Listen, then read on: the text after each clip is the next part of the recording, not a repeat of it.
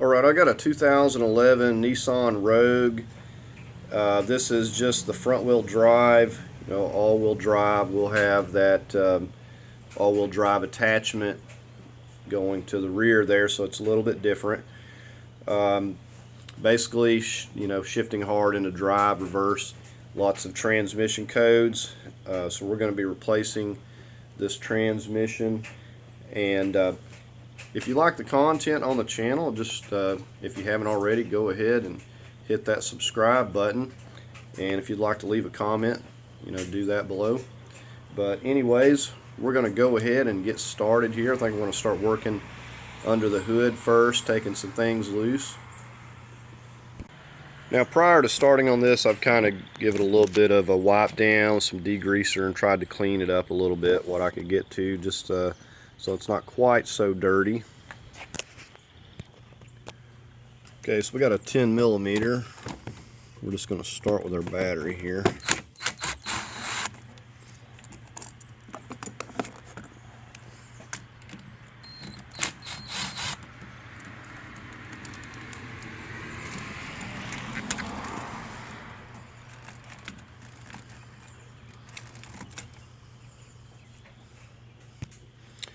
Now you just need to loosen these up a little bit. You don't have to take it completely off.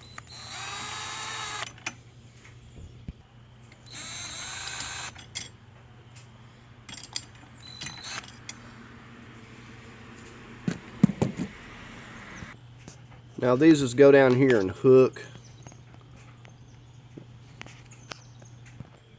And it's the same thing on this side, just goes down there and just hooks.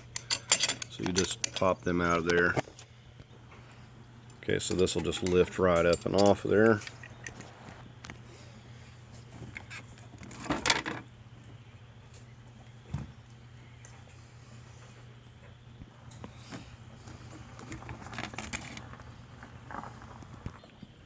We're going to move on to this air duct for the air box, air filter. We've got some little snaps, plastic snaps here. It's got a little trim tool.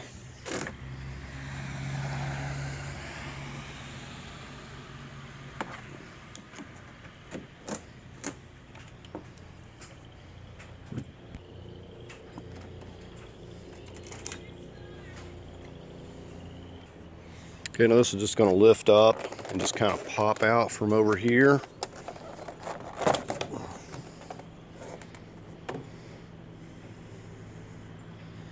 You can see how it just sits down over that. Okay, this piece, you just need to give it a firm. It just snaps down over that in there. Okay, next thing we're going to focus on is our ECM here. We're going to remove these connectors, give it a push down right here. I'm just going to fold that up.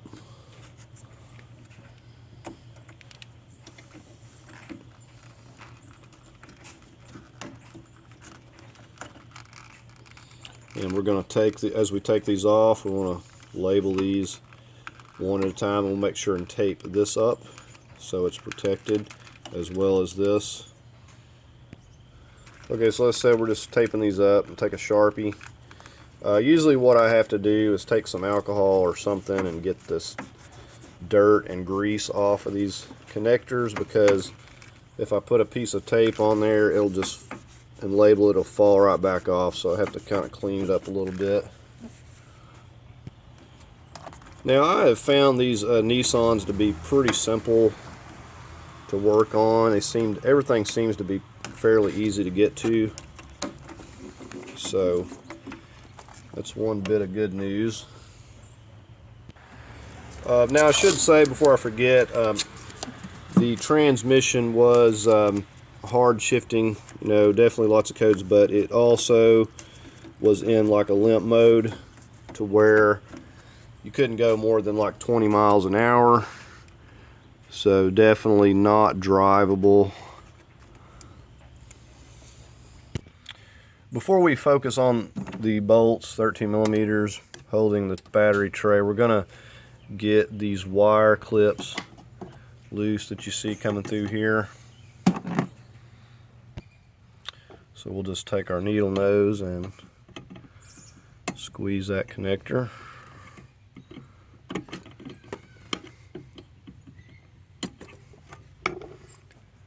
And same thing over here.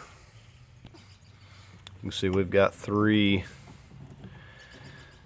connectors here. Now that's if somebody hasn't already broken them. But you just give these a squeeze and pull from the back. And you can avoid breaking them usually. Sometimes they get so brittle they don't hold up. But we got 3 just right here in this area alone. So we got our TCM. Back here we need to disconnect. Okay, there's also one right here that's already disconnected. Okay, TCM the same way. Just give that a push, pull that forward, and we're going to label.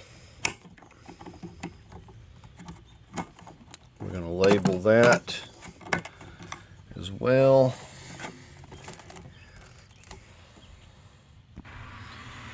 Okay, first thing you see, we got a ground right here. We'll take our 13mm, and we want to make sure to label this and this where this goes. Okay, so we took the time to label that. And we'll go ahead and get the rest of these 13s out. And it's best just, you know, to leave your bolts with whatever they come from so you're not mixing them up. You know, sometimes you got different links. And now we'll go ahead and just lift this out. Okay, unless there's another wire connector, this should lift right up and out of here.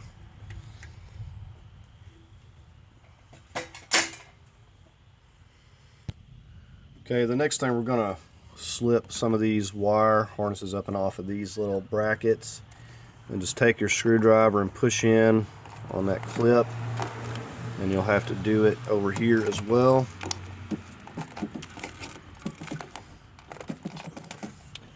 And another thing, we've got a connector here, and that one you see broke, but until you get all of them disconnected, it doesn't want to come loose.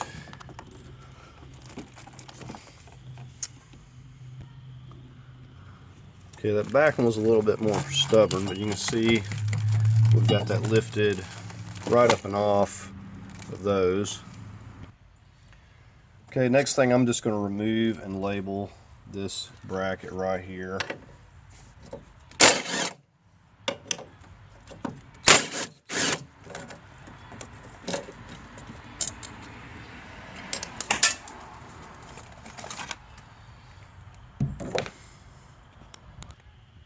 Next thing I'm going to focus my attention on here is this air box. And you see this wire is right here. There was supposed to be a bolt in the air box right here, but that has been broken. So we don't need to remove that, obviously. Okay, on this part of the air box, we got a 10mm.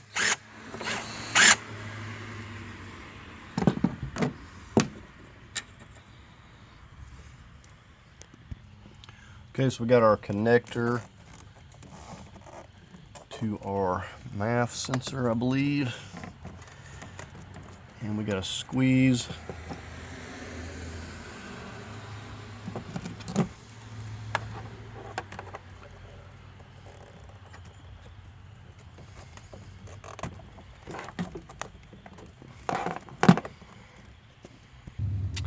Okay, now sometimes with these old clips, what you wind up having to do is get a hooked pick tool like this and coming in under, because they get wore out, and like pulling up, essentially you're pushing here, you're going to come under and pull up and then pick up on the connector at the same time. It kind of helps to avoid breaking it, but sometimes they don't want to turn loose,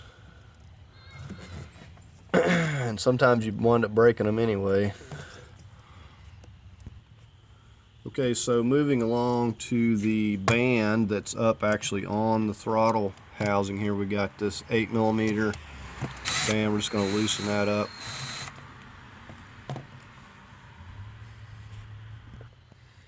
Okay, above the exhaust manifold here, this part of the airbox, we've got a 10.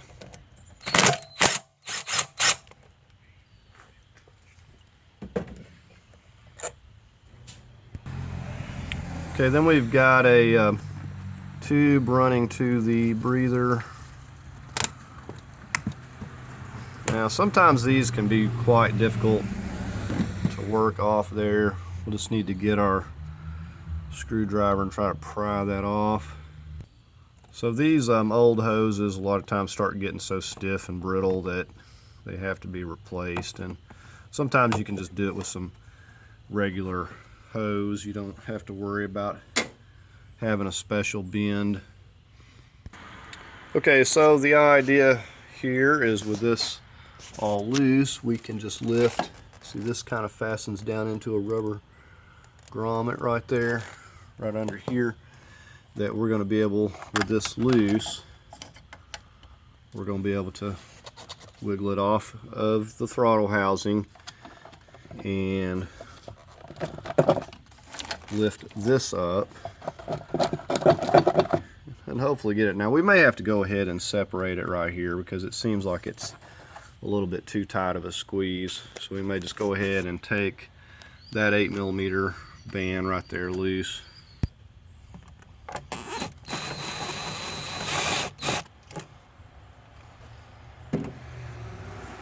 Okay, so we'll just go ahead and try to separate it here and just work it out piece at a time.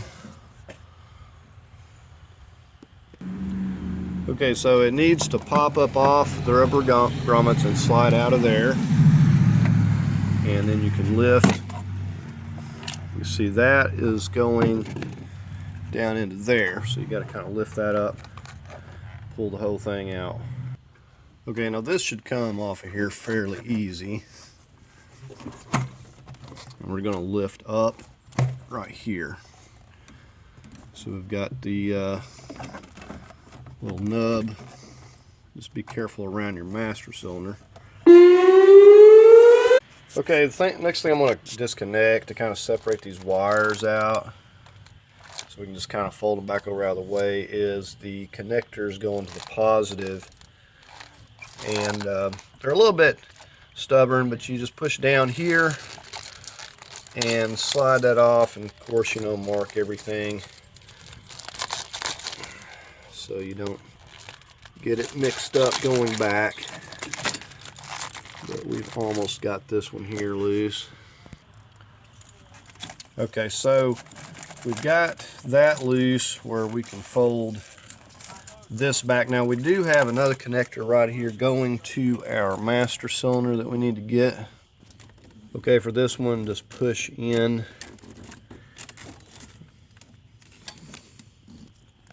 Okay, now you can see how we've essentially freed this wire up. We can kind of tuck this back over here out of the way, or get it out of the way, whatever we need to do with it. This is your vent for the transmission, and now we have these wires over here that we kind of need to deal with, and you can see that this one is running into this fuse box right here. Okay, we're just going to start by removing this. Just push on that tab.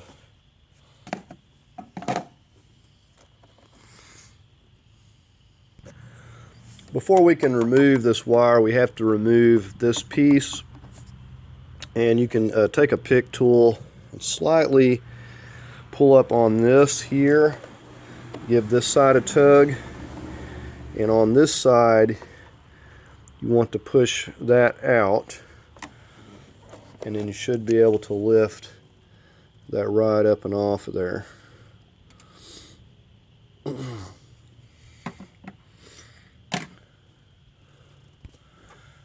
Okay, as we come into this box, we've got 3 different connectors that's got to come loose. Got one right here. We're going to take our pick tool So it's pretty self-explanatory where they go.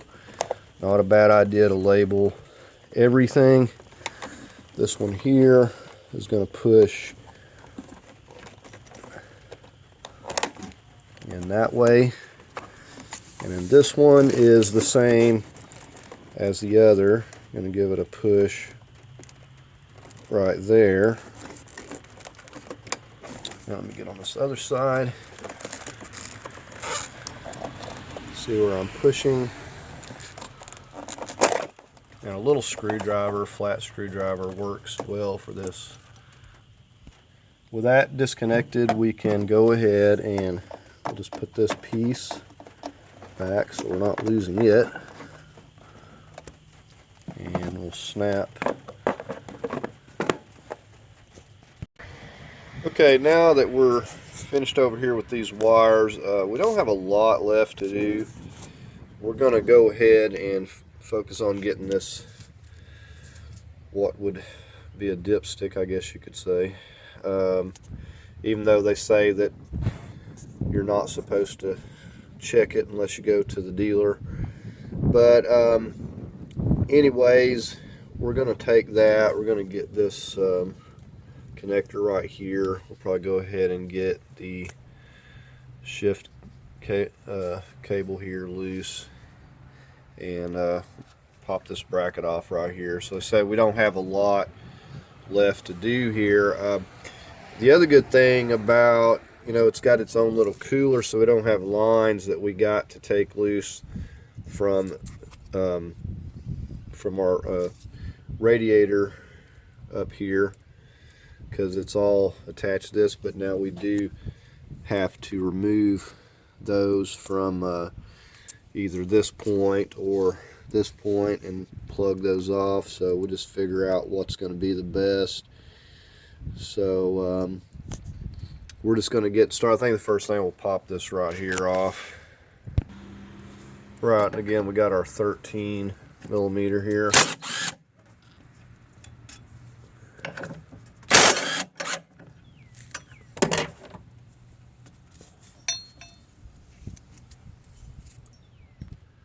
You can see it's quite the hefty transmission mount that we have over here. Okay, we'll get on this green plug, label it. We're just going to push down right there. Sometimes it helps to push it a little forward and then lift up. That wasn't too bad. Okay, we're going to get on our shift cable. This is a 13. Now what I did forget to do, now it pretty much looks like it's centered, but usually I like to make a mark on this before I take that off of there, just to put it back right where it was. So we'll just push that down for a moment and put everything back where it goes when possible. Okay, we're just moving back here to this clip that holds this shift cable. It just has this clip that fastens in to that groove there. I've got some spreader pliers. You could use a screwdriver. This is usually not very difficult. Just don't want it flying off and having to hunt it down.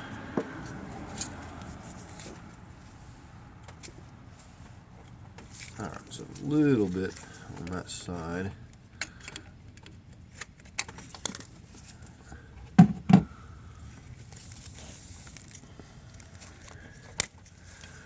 Okay, and that's all there is, and then we just push that back. And we've got that freed up there. And it's pretty simple routing. It just goes right under those hoses, so nothing to worry about there with the routing.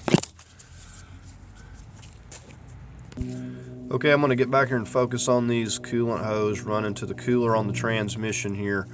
There's a snap going right here by this mount. You got to pop that out. Okay, we're going to get this first hose. It's the one that would be like on top.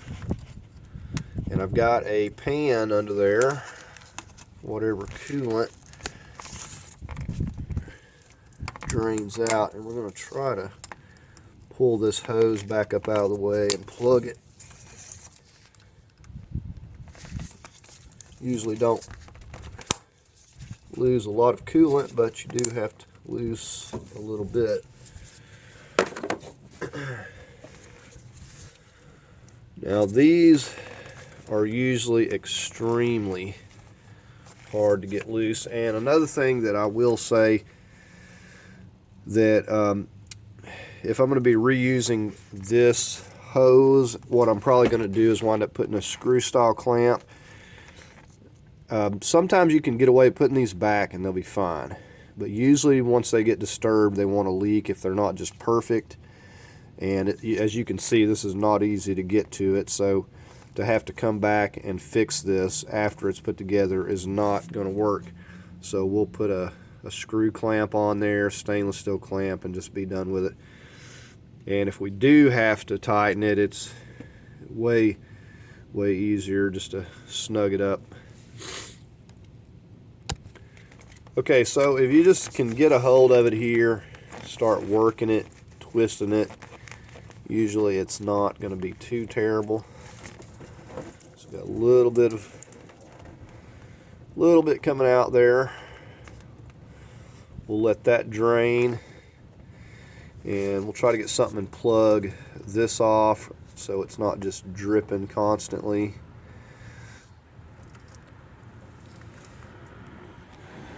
When I get these engines and stuff, I save all these little plugs that they have, and they come in real handy for like plugging stuff like this off. You can see I've tucked this hose back up here, and I stuck one of those plugs in it too. Now you could wait on taking these loose until you work from underneath if you don't want to have to worry about the dripping or whatever. I'm just trying to get everything that I can think of up here loose before I go underneath. Okay, so we finally found the right size, and that's nice and snug, and that'll prevent any of that from leaking out while we're working on it. Okay, the next one we're going to work on is right up here at this top near the big hose. If I need to remove any of this that gets in my way, I can also do that later. But this is where we're going to be taking this loose from. Okay, and again, we moved our pan over so we're not spilling this coolant everywhere, and we'll want to get that poured up immediately so we don't have any animals getting into it.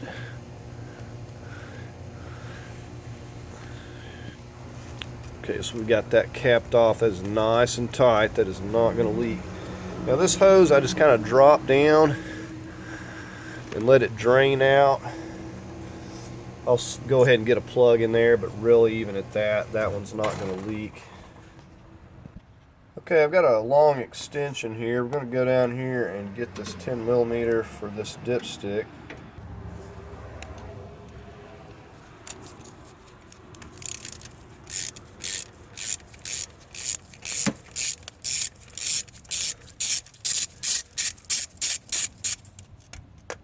Magnet comes in real handy. Alright, so there we have that. Okay, now we've also got a 10mm right here below this, where this line was that holds the dipstick.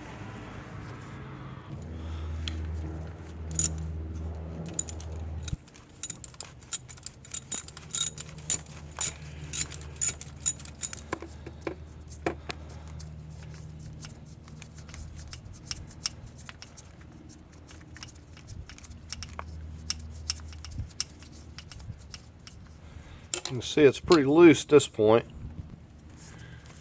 Okay, and we'll wiggle this up and out of here, and we'll get a plug on that as well. Okay, so there we got that plugged off. Now we do have that wire that's running to one connector over here and then going the main connector to the transmission, but we're going to wait on that because it's easier to get that from this fender well after working on it from underneath. So I think we're done for up here for now, about everything we can really get to at this point. Okay, so first thing, we got these rear tires chalked here. Okay, so we're going to work on getting these wheels off on both sides and getting the CVs out.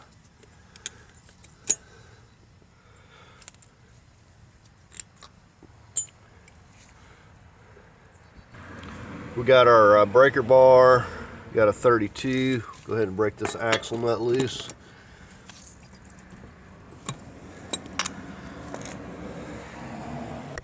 Okay, then we'll get those front lug nuts broke loose.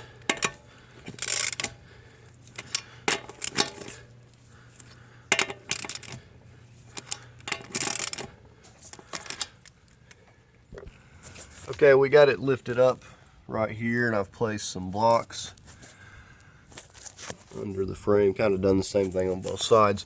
We're going to take and remove the jack and put a jack stand back here also. Most likely we'll need to go up a little higher, so actually we'll just leave our jack for now and see what we need. Okay, we'll go ahead and finish removing our lugs here.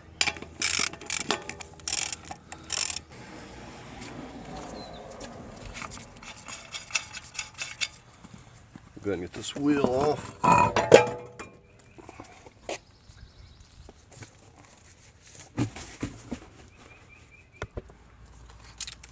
Okay, we'll go ahead and get our axle nut removed.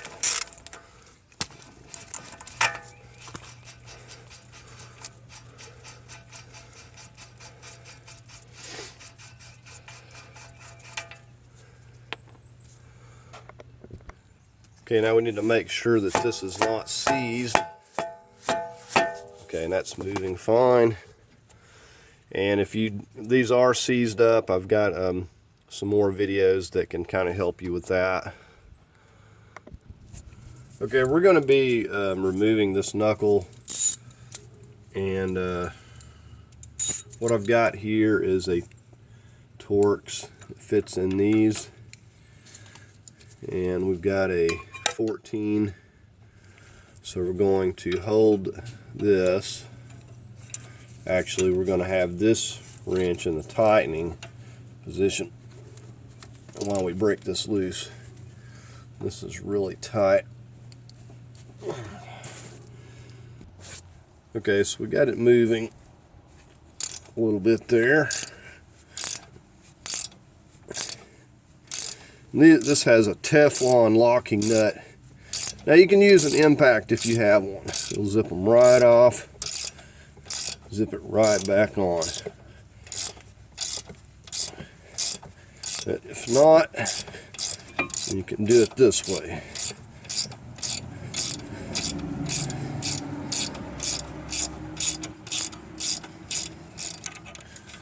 Okay. Now, times people will put these on here and kind of flush them up and hit this.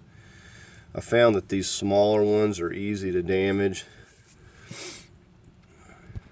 So I've got just a center punch, and I'm using a hammer. It fits in here. We're gonna hit this.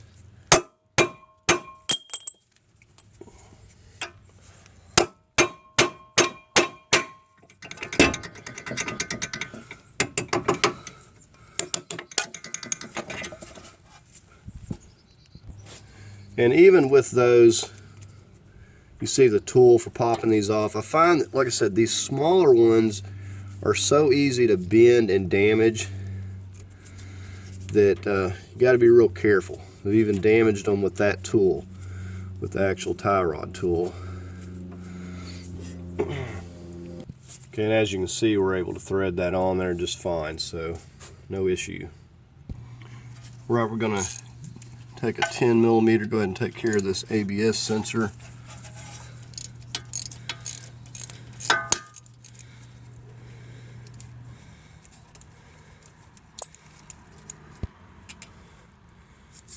nut. There's your sensor. We'll go ahead and put the bolt back.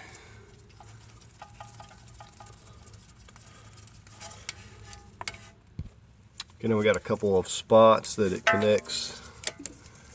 Pull them out, and then we'll just feed this, put it safely out of the way.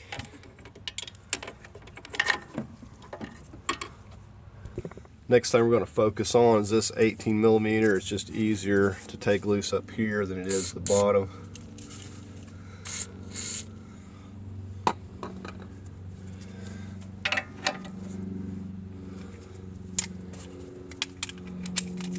And break this loose.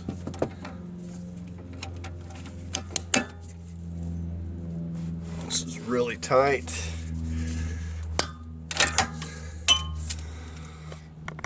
Now, a lot of times it's going to seize up here. You can take you one of those wire brushes like on a drill and really get after this. Oftentimes it'll come off. Can't seem to find mine. And then another thing, I'll take this bar here and kind of give it some pressure. Come in here behind it.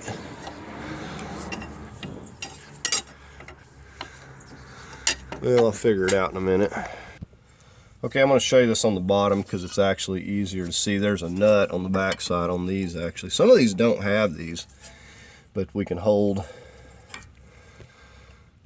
You can see that this 19 millimeter fits right on there. Okay, so holding this on the back side, we're able to finish removing that nut. So you can see that. Said some of these will not have much of anything to get a hold of, so you're stuck with trying to figure out an alternative, and I have had to cut them off. But like with these are pretty wore out. Okay, so moving right along, we're going to take this flat screwdriver and hammer. We're going to knock this clip from this brake line off.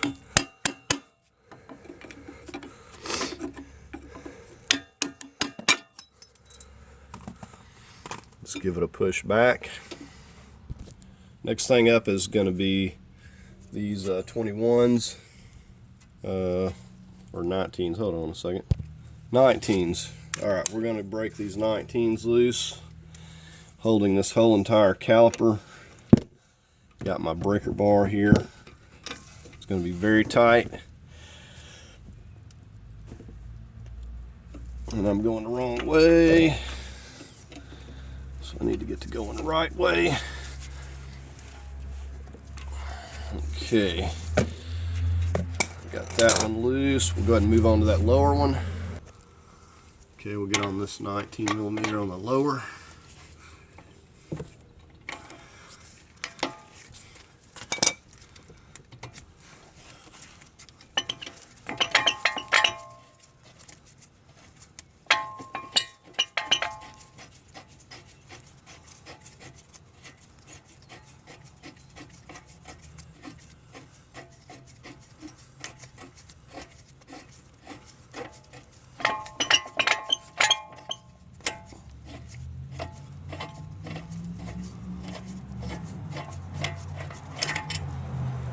That bolt. Okay, so I've also got me a short piece of wire. We're going to wire this up on the spring.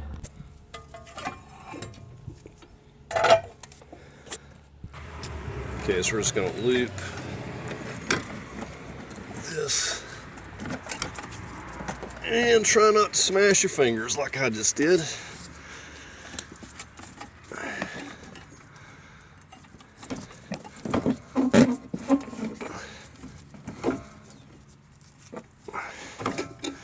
I want to get a little bit higher than that.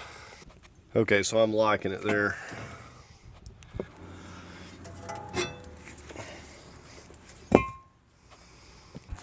Okay, just as you can see, we got our rotor off, the brake caliper off.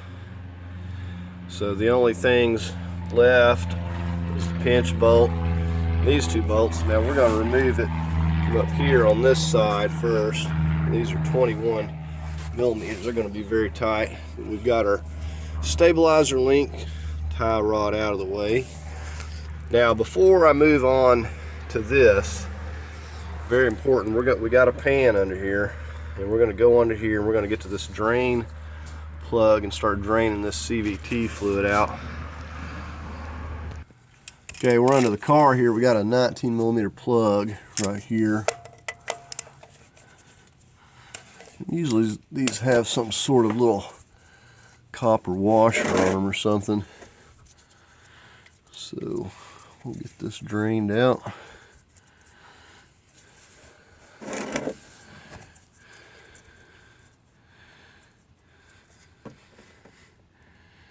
Fluid actually looks pretty clean. I noticed a small crack up here in the transmission right here. I don't know if you can see that.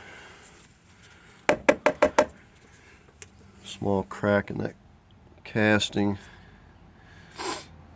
So we'll let this drain out and we'll get it poured up, see what we got, and then we'll proceed on to removing that CV axle. Okay, so I poured this up and I've got right at about 5 quarts of CVT fluid. It doesn't really tell me much, except I know that I want to get a minimum of 5 quarts in that replacement. Okay, so we're going to focus on this knuckle now. We've got an 18 millimeter headed bolt there.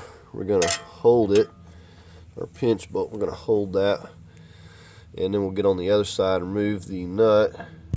Okay, so I've got my extended handle ratchet and my 18 millimeter. We'll go ahead. This is going to be very tight. So while we're holding on this other side, okay.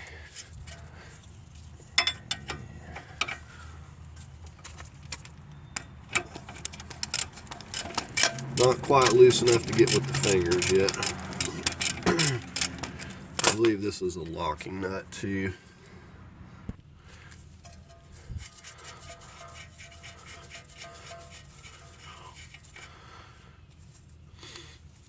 Okay, so we'll push that through.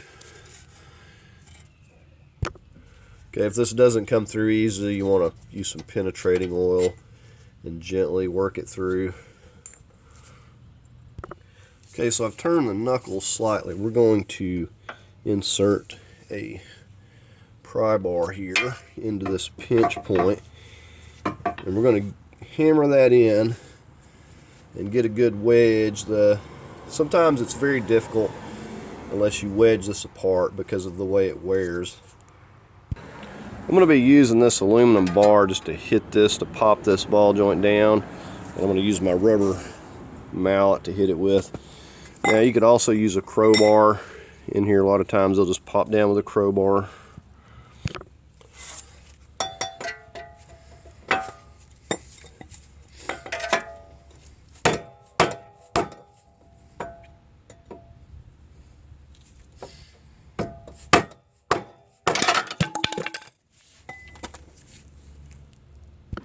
And a pickle fork works great as well.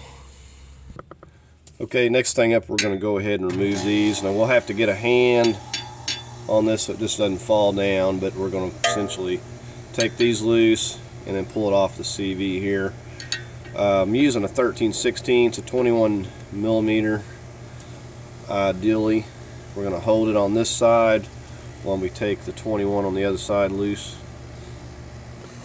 Okay, so I've got my breaker bar. So these will be very tight.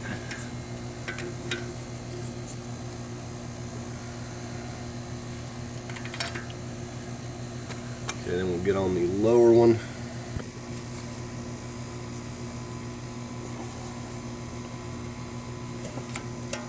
All right, we'll switch over to a ratchet.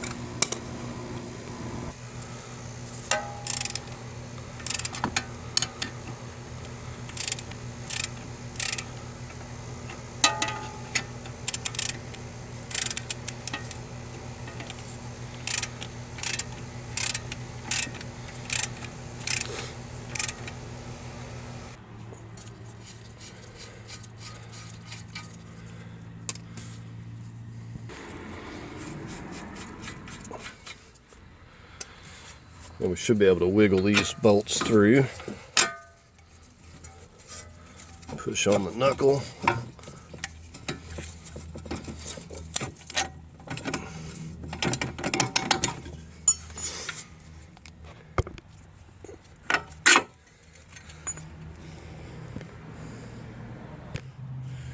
Okay, we'll push back.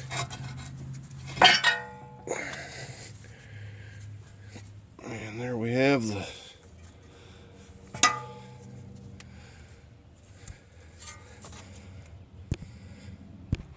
okay, we just got our 3-foot crowbar here next. And we're just gonna come right through here and get in behind our CV axle there.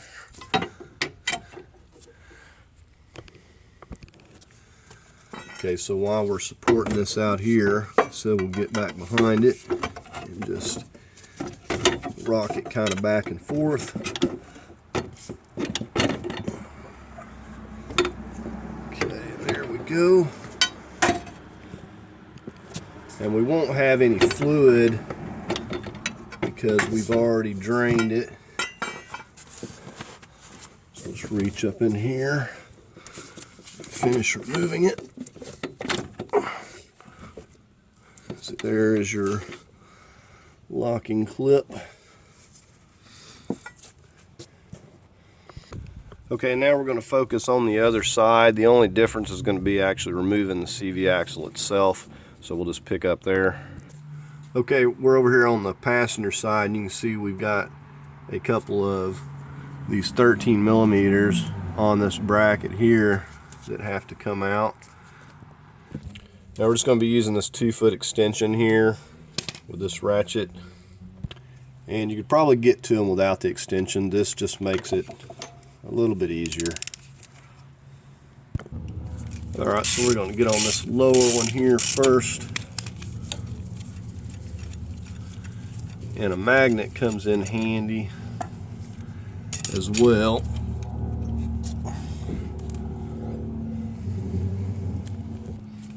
Now we're getting the upper, and this bracket may just fall down on you.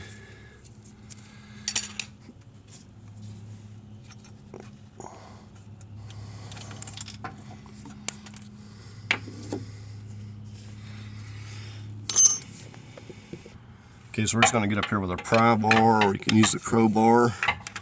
We'll start pushing that out. And just get a hand on it here.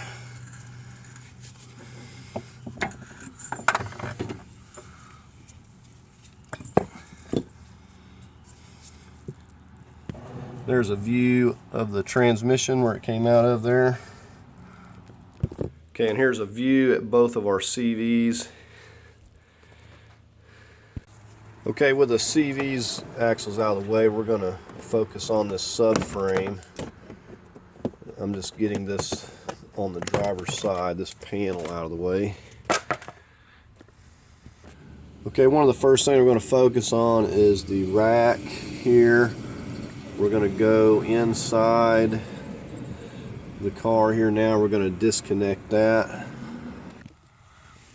Okay, so we're in under the steering column here. We've just got this little plastic cover. It snaps in. Just give it a tug.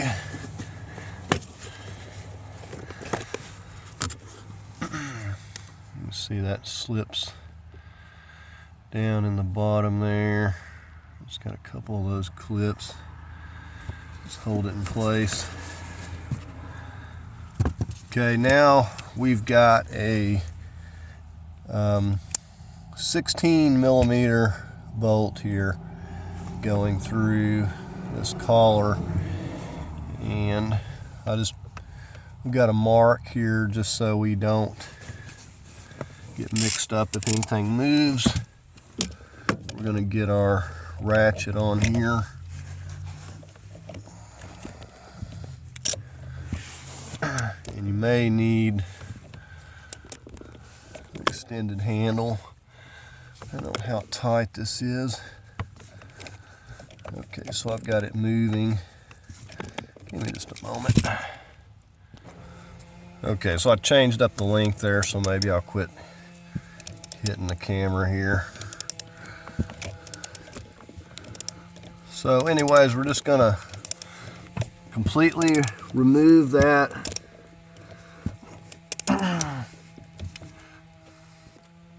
Okay, so we finally got it there, and we switched over to a little bit of a smaller ratchet too, making it easier. Okay, so looks like we've got, so there's a little bit of an indentation here, but it's caught on this right here for some reason. Okay, when removing this bolt, this sleeve right here managed to turn itself out slightly. I had to like turn it with some needle nose and basically push that sleeve back in there because it came out with the bolt. So I don't know if that's entirely normal, but either way, we pushed it back in there, so it'll be fine. Now we don't want to be turning this steering wheel, and when we put this back, we want to put a mark on here on this, make sure we get everything back the way that it's supposed to be. But anyways, we're done in here, so we'll go back and focus under the car. Okay, next thing we're going to focus on is this center torsion mount here. We're just going to be completely removing it. So we're going to start out just taking this one, and then we'll just go ahead and take these two bolts out, and then we'll work our way to the back. Okay, for these I'm using the breaker bar and cheater pipe with this 18. These are extremely tight, to say the least. So once we get them broken loose, we'll switch over to the ratchet there. And then we'll get back here on our back one as well. Alright. Okay, so I've got my extended ratchet here now.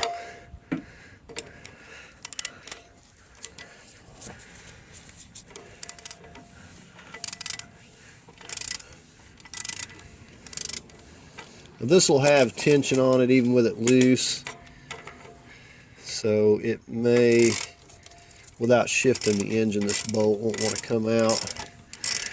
Usually you can just kind of nudge it by hand, but I'm going to be taking them all out, so I'm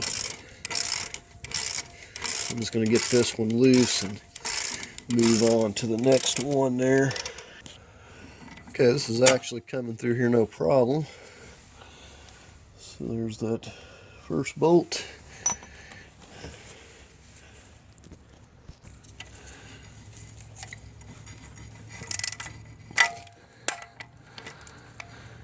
Now the bad thing with this mount, out of the way, the engine moves around a whole lot more, so it wants to twist when you're trying to take other stuff loose.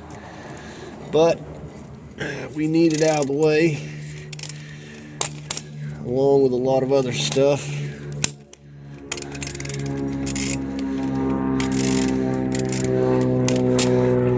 You can see this bracket is blocking us from getting to a couple of bolts here on the transmission itself.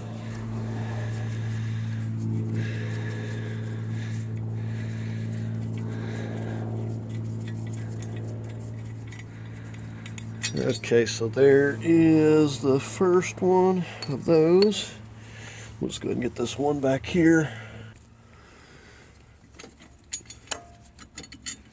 Okay, so there's our next one, and we can just slip that right off there.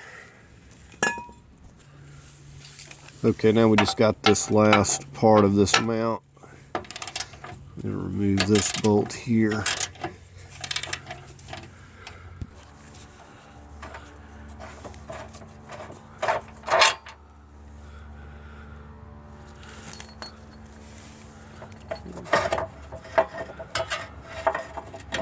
that out of there. Okay, right back here we have the exhaust hanger that is attached to the subframe. We've got a couple of 12mm nuts here that we need to get off. And then once this is loose, we'll slide this little rubber boot back. Kind of get it out of the way so it's not hitting. Okay, there's the first one. Okay. And just in case I have not mentioned it, always put your nuts and your bolts back where they go if possible, because you'll never remember which ones went where unless you have them labeled.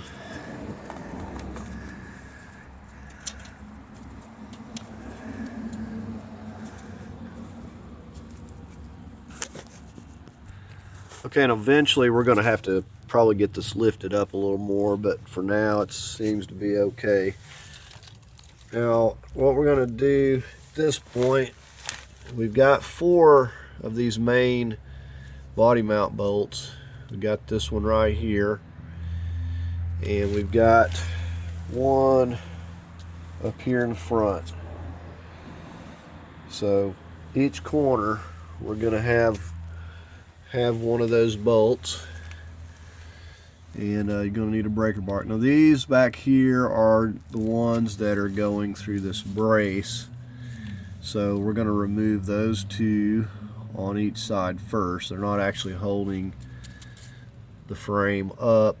Essentially it's these main bolts, so we're going to take those 2 out, and then we'll proceed on to removing these bolts from each side, and we're gonna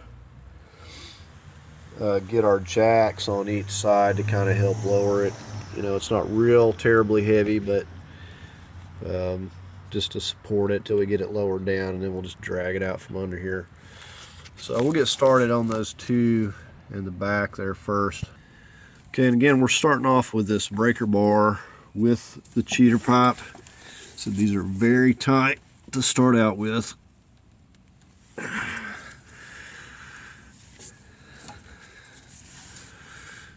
And we'll switch over to our ratchet. We're just getting these 2 right here for the moment.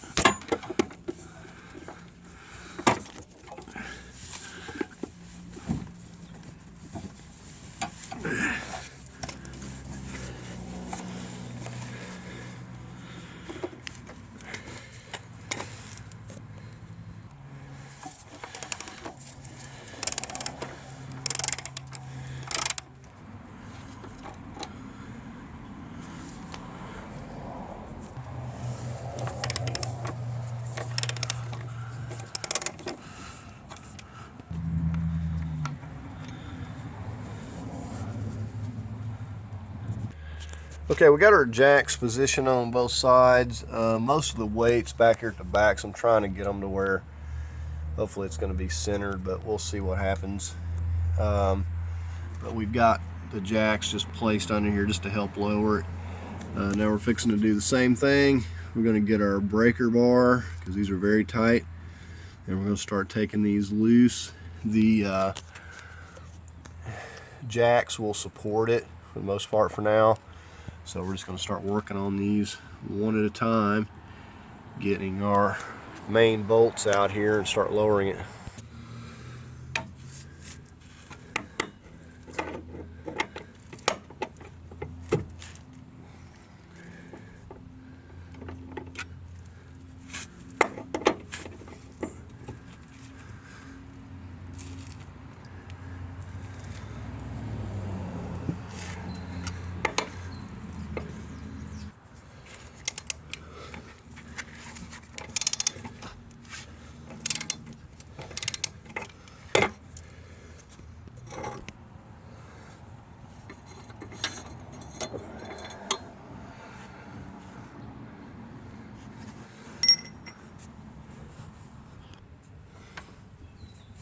Okay, we're over here on the driver's side now.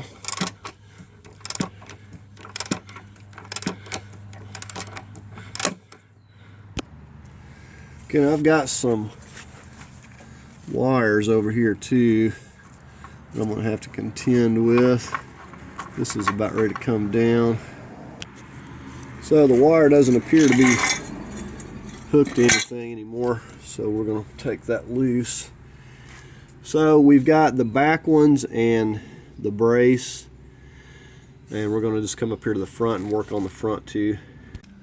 Okay, so I've already started out with my breaker bar, so I'm able to get this loose.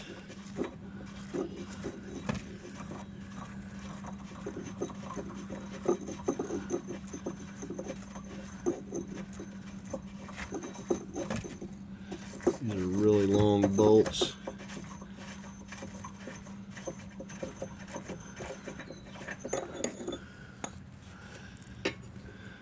See that. Okay, so we're on the final bolt here.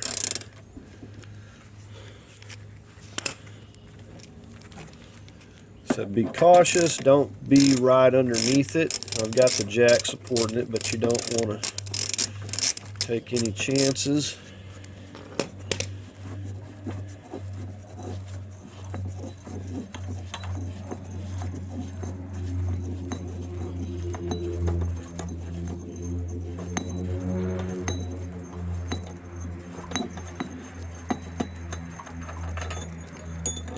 Okay, so there's the final one. Okay, so we're just going to start lowering this a little bit on each side, and we're going to, double check as we go. We'll lower it a little bit here, and we'll go to the other side and check, and double check and make sure we haven't missed anything. Okay, so we're on the driver's side here now. Okay, and appear to be hung up a little bit over here. It's probably the steering shaft there. Let me check it. Okay, so it wasn't hung up at all. It just was, I thought it was. It was just on the rubber piece there. Okay, so we'll lower it a little more on this side. And we seem to be centered up pretty good as far as where my jacks are, right under kind of the center of that control arm.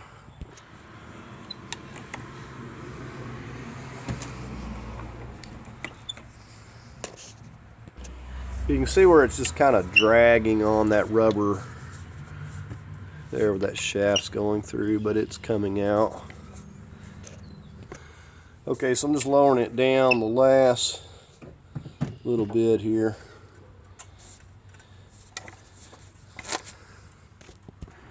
Okay, so the only place that I had it hanging up was on this hanger for the exhaust, but if you look right here, I mean, tell me what's wrong with that picture. I'm not sure what had taken place.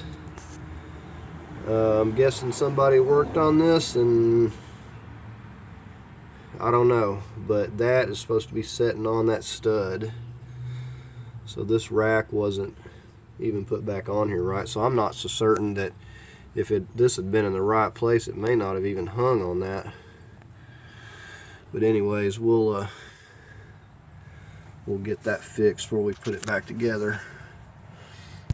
Okay, now sometimes I'll just drag it out from under here with the my mover's dolly, or I'll just throw some cardboard down just to keep from scraping it up. I think I'm just going to put a piece of cardboard down on one end and just start dragging it out. Okay, so there we have it out from under there, and at least this is the first milestone, is getting this subframe out from under here. And we'll take and clean it up a little bit before we put it back. Okay, the next thing we're going to get started on is this section of exhaust pipe here. We've got 3 of these 16 millimeters here, and you want to spray these down with penetrating oil way ahead of time. And it's possible that you might break a few of these, and if you do, you have to drill it out and put you a bolt or something. But don't be surprised if you do break one or two of these. And we've got two more back here. So we're just taking out this section. See, sometimes you don't have the luxury of having a section. You got to just keep going, you know, plumb back there. But, you know, whatever you prefer to do, you could take it loose from back there as well. But we're just going to be taking here and here. These are going to be extremely tight. We're going to be using the breaker bar initially and see if we can get them loose, and then we'll just kind of go on from there with our ratchet. Okay, so we got our breaker bar first. We got the 16.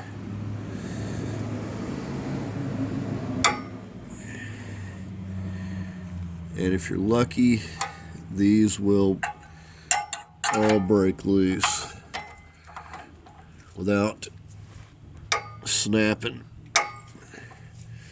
Make sure to spray them down way ahead of time, several times. Okay, so these are gonna go. Let's get our ratchet.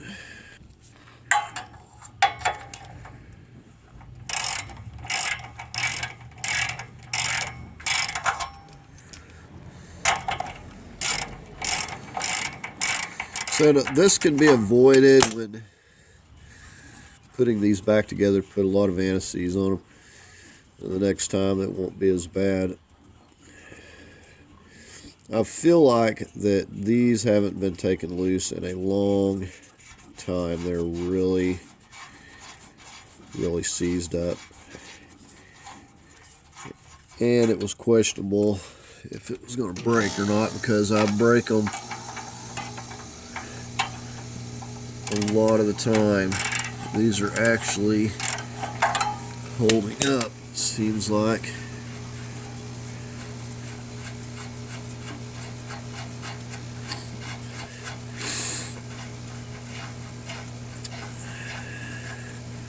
So this will give us access in here to our torque converter bolts or nuts there.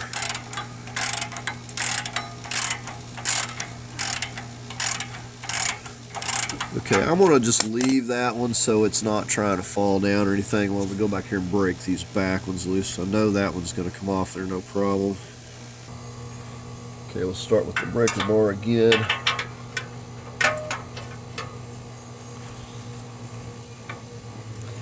And you will need a cheater pipe on here too. These are set extremely tight, so expect yours to be the same. This is usually one of the biggest obstacles. Alright, so it's loose and it didn't snap.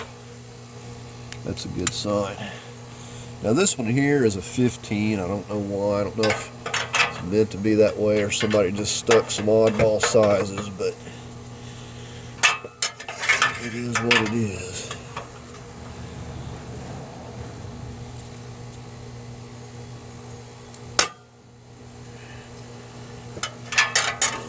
Okay, so I got it moving.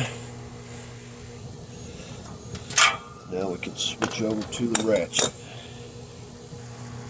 This one here is holding, but the threads don't really feel that great.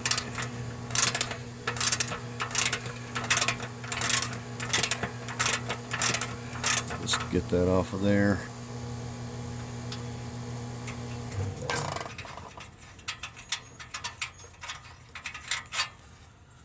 Okay, so there's that 15.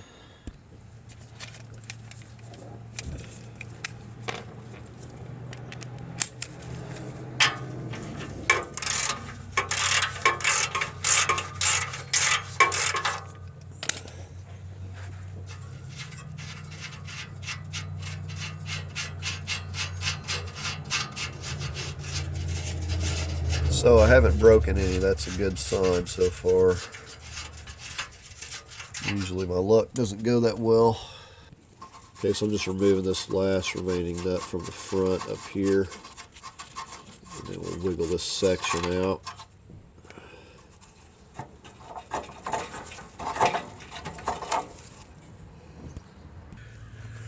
Okay, we're going to try to get this back section out first. See that come out easily. And then just keep up with your gaskets. They want to try to fall off there. Okay, so we should be able to easily slip this down unless we're hung up here. It feels like we might, in fact, be hung. Okay, so you got to get that flex oriented nice and straight. So it'll come off of there.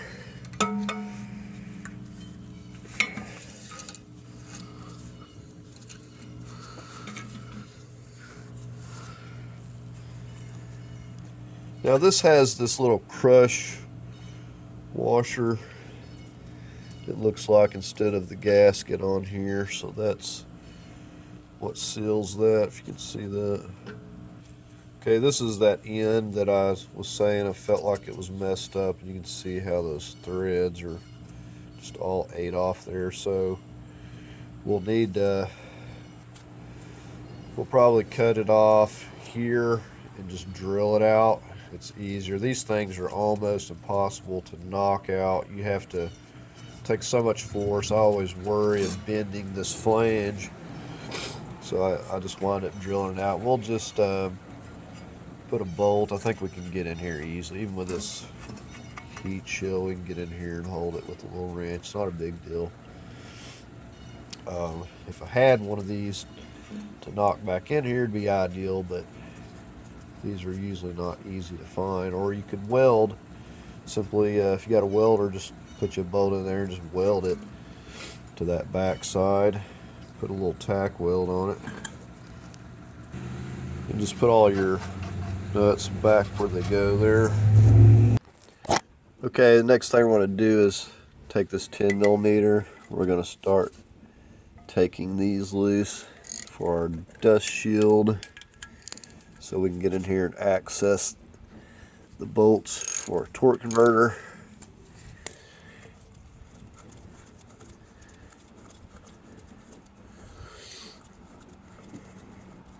And we'll need to get a socket and ratchet on the crank so we can rotate it.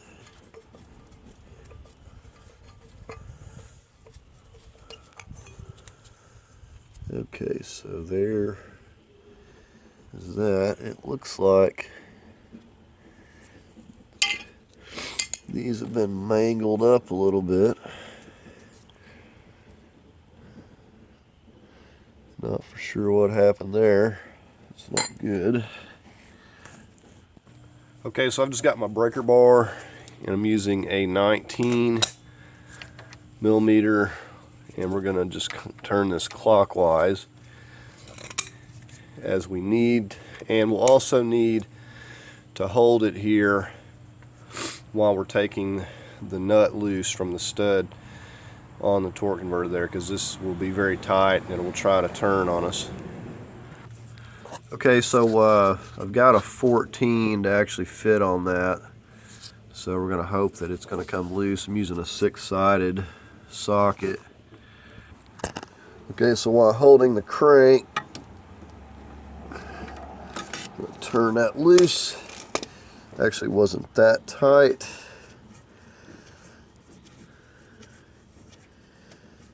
I may have to see if I've got another one of these. I'm not liking this. I don't know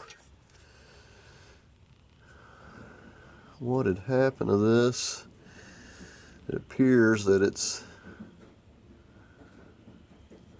been rounded off and everything else. I don't know. So we're going to rotate this around here clockwise. Those are the locating studs that you're seeing right there.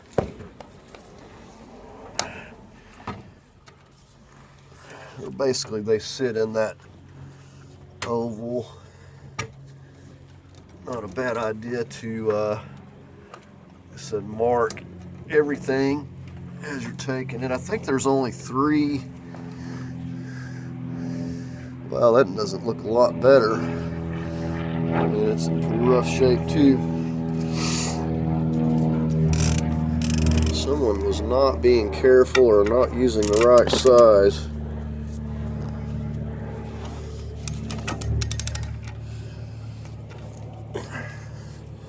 Could make for a nightmare if they round. Okay, this was quite a bit tighter.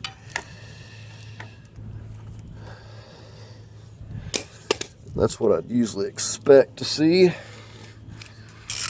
And I'm using my extended handle ratchet here. It's like 1.5 foot extended handle on it.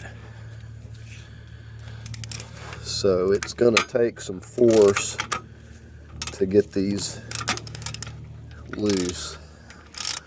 And you have to, like I said, I'm holding with my breaker bar on the crank out there. Like, this is horrible. Like, I've never seen these so rounded off. I'm gonna have to probably get some new ones. This one's not as bad, but it's not great. Possibly an impact was used, and that might explain it.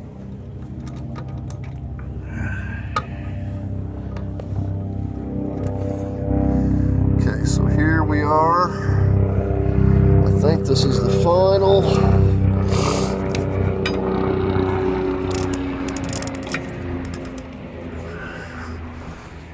We'll see how tough this one's gonna be.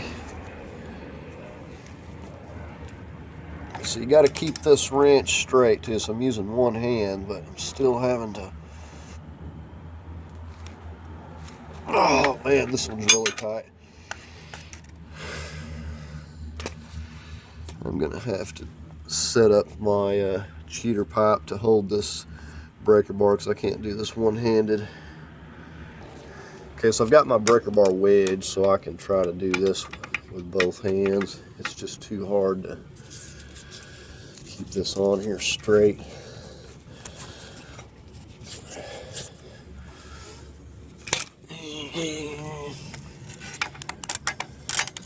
Usually this is not this much of a struggle. Okay, finally got it. Those are really tight. I would probably say that an impact was used on these. This shouldn't be that tight. And there's not even any Loctite on here, but they were plenty tight enough. Alright, so we're gonna rotate this on around here. If I can get my wrench switched over here real quick. I think, like I was saying, that there's only the 3. Oh, I was wrong. There's one more. Okay, I mess with a lot of different vehicles, and I forget. Alright, so we'll set up on this one here. Let me just show you what I'm doing with my breaker bar here. I've got it wedged so it can't move here. Okay, so I'm just getting the final one here. I'm telling you, these were extremely tight. I think that most of these are fine. They're got a little bit of rounding on some of them. This one's actually in pretty good shape. But other than that one, I don't think I'm going to need to replace the others. I don't know what happened here. Almost looks like it was left loose or something.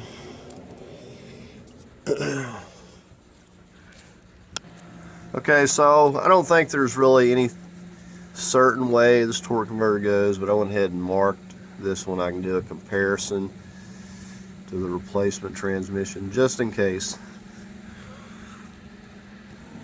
Okay, so we're making some pretty good progress now. We're going to just start removing these bottom bolts. These are 16s.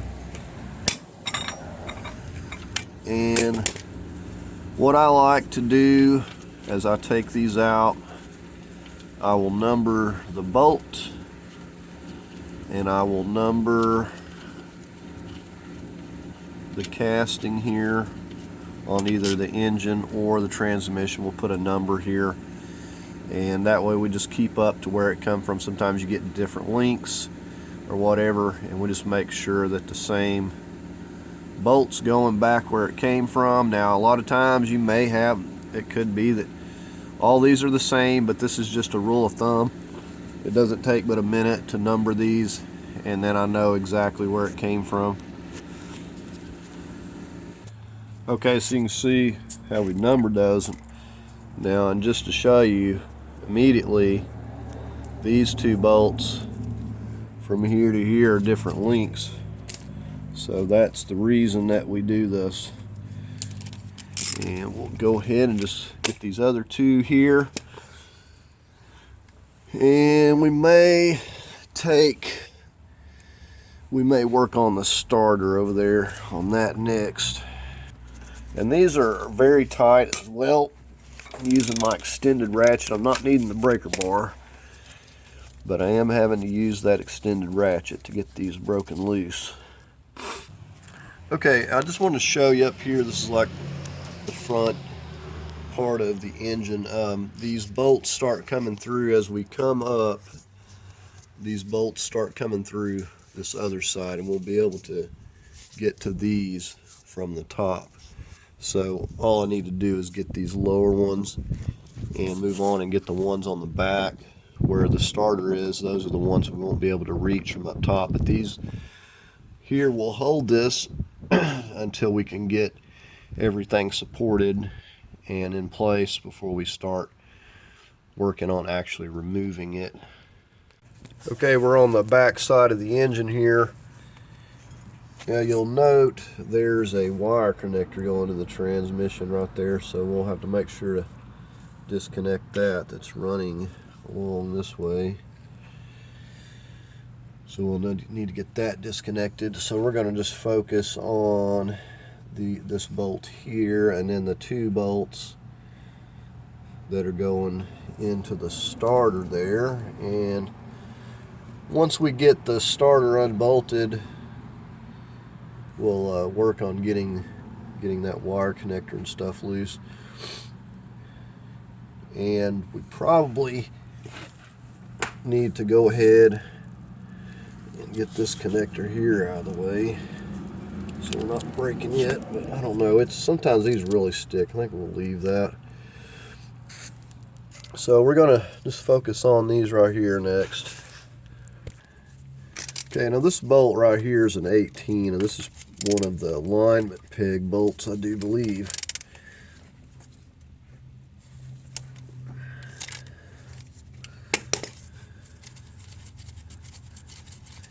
And the ones going through the starter there are 16s. And we'll just leave them with the starter. We'll know where they go.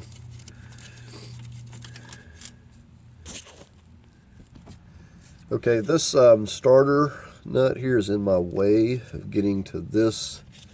So I'm going to go ahead and take this 12 millimeter nut off here.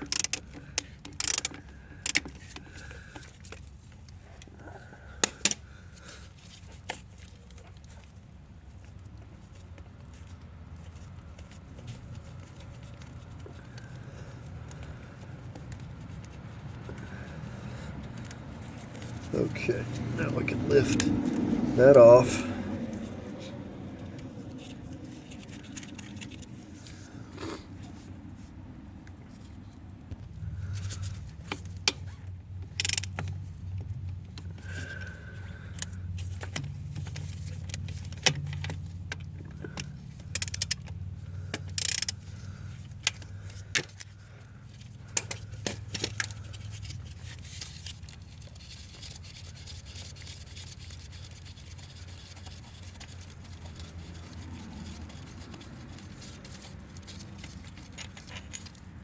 There's that one.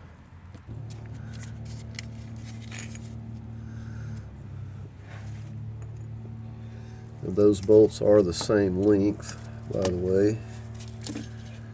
Okay, so we're gonna. I gotta figure out. Okay, so we gotta disconnect this right here.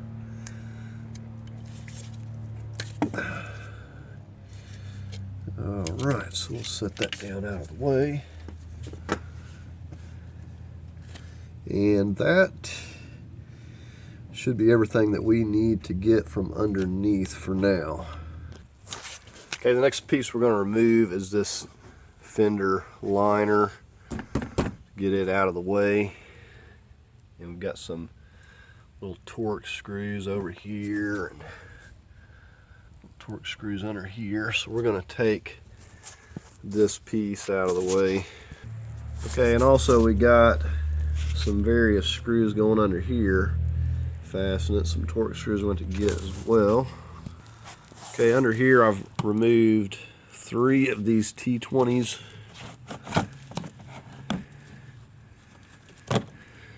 And that seems to have freed it up.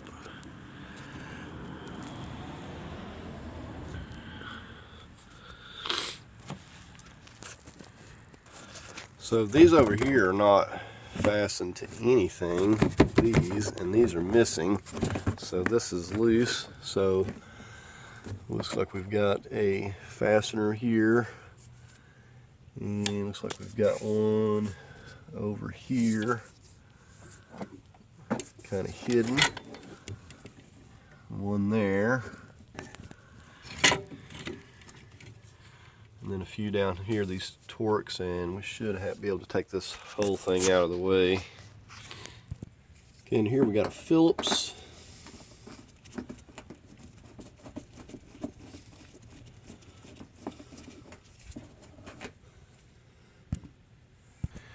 Okay, now a lot of these are breaking, but I've got a kit, so we'll be able to replace them. These are already broke. So anyways, pretty straightforward. I'll just be replacing a lot of these clips because they're breaking, but it's not a big deal. This is gonna give us room to see what's going on underneath, to get to some wire connectors, ground wire, and we just simply don't need this fender liner in our way. It just makes things a little more difficult for something that's relatively simple to remove. And just keep up with all your little screws.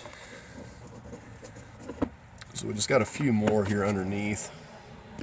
Actually, just one more T20 is all I've got here, and then this is going to be all freed up.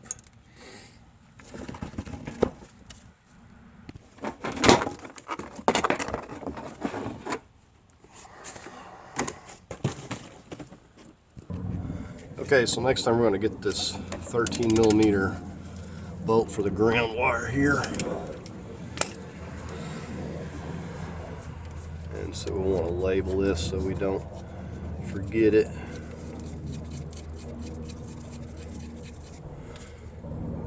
Okay, the next thing we're going to focus on is this connector transmission here. And what we're going to do is just twist it counterclockwise. I'm trying to remember if this had a lock, but I know this one is twisting without one, and I can't remember there being a lock, but there might be. But you got to twist it all the way to basically it stops. Let's see, I think I need to go a little bit more because it's not coming loose. Okay, see, there we go. So that just twists until it can't twist anymore, and then it'll come right straight off like that. Okay, with that one loose, we look up in here, we've got a connector right there. And what I was doing is coming up in here with a screwdriver and pushing down, and at the same time was pushing with my finger and getting it loose. So you want to be cautious, you don't want to break any connectors. So now we've got that loose. There'll be a few snaps on this harness. You can see we've got that completely free. And we'll just put it up out of the way there. Okay, now we'll bring this wire up through here.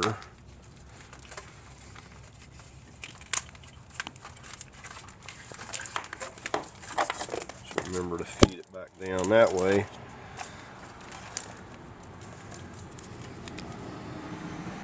Okay, the next thing we're going to get focused on is getting a chain hooked up to this transmission, and then we're going to work on supporting that engine.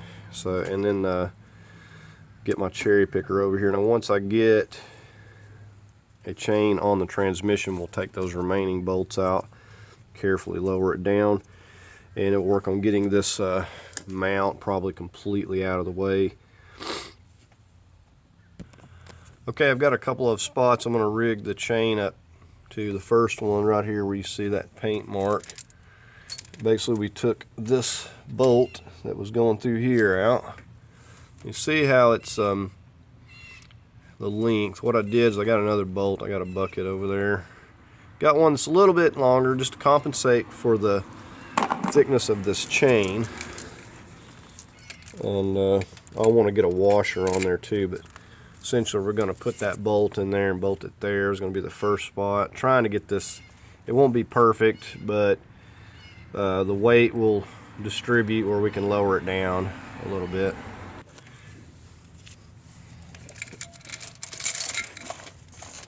Now there's also a few ways you could do this. You could lower the vehicle on to a mover's dolly and then lift your vehicle back up, or you could do it the way that I'm doing it. Now you also, you know, I was talking about having to support the engine. You could also get one of these bars that goes across from one side of your vehicle to the other frame, and I'll leave a link to that, and that's ideal too, so you can lift your vehicle up and down, and that will support the engine while you're working on getting this transmission out. Okay, my other spot is down here. Like here's this where the shift lever, and you got the connector, and there's a spot right here. You see that paint mark? I'm going to have a bolt going through this side, and we'll show you what it looks like in just a second.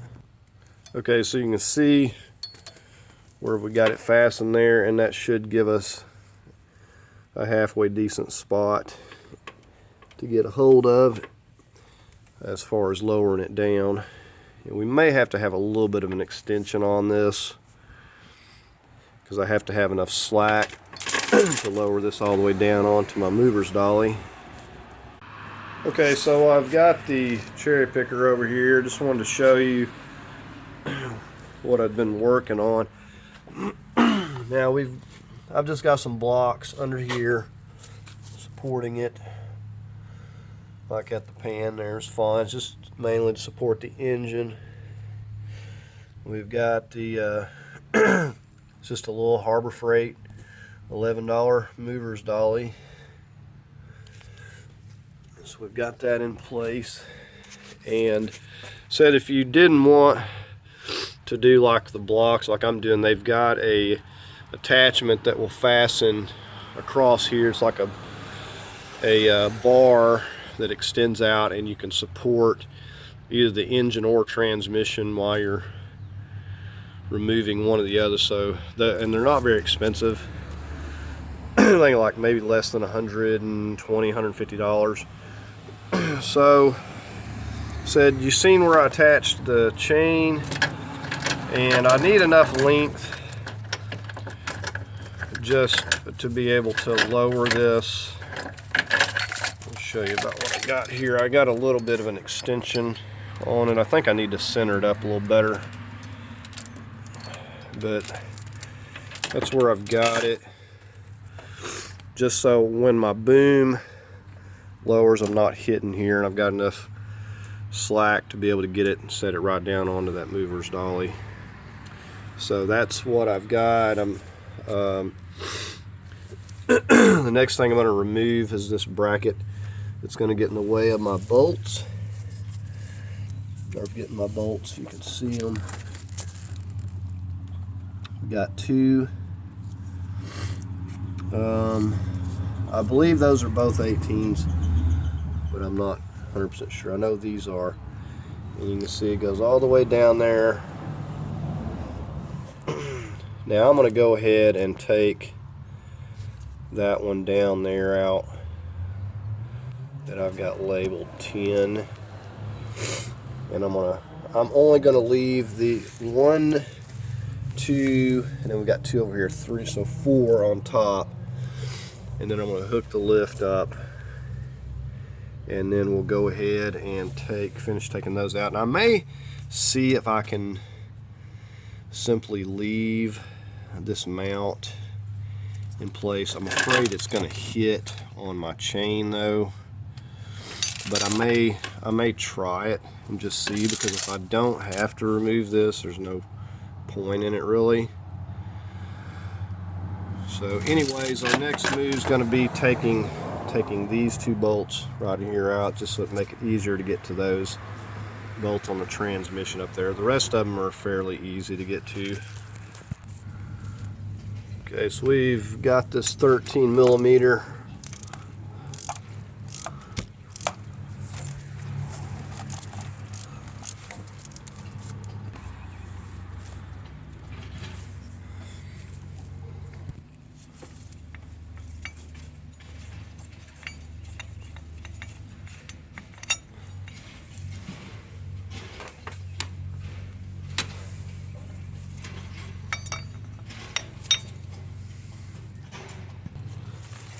Okay, I'm just getting this bottom 18 millimeter down here that's right directly across from where the dipstick is, or where the dipstick goes into the transmission.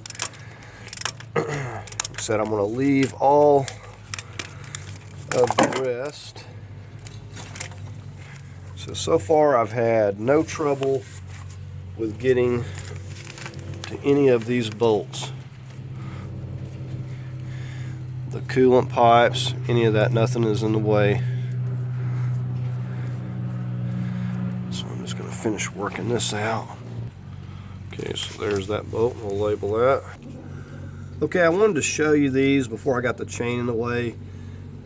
That one on the right there, on the back side close to the firewall, is a 16 millimeter, and I'm using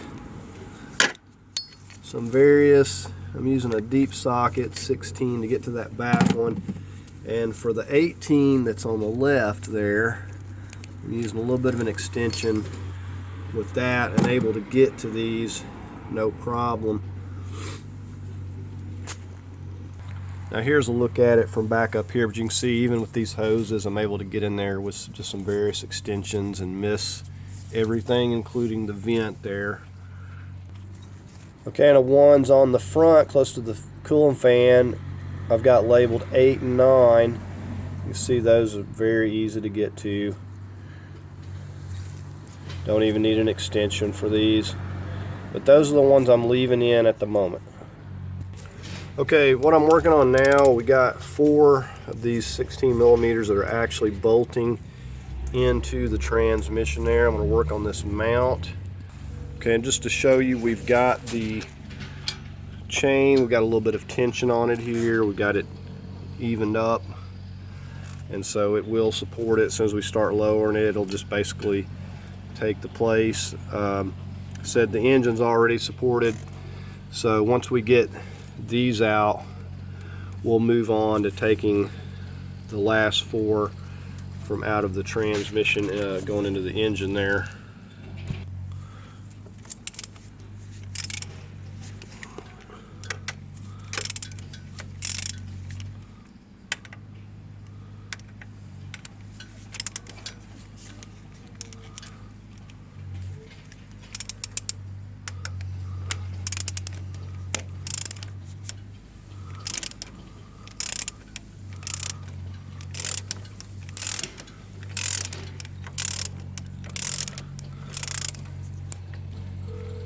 Okay, there's the first one. Again, we want to put these where they go so we're not mixing them up. Okay, and there's the final bolt.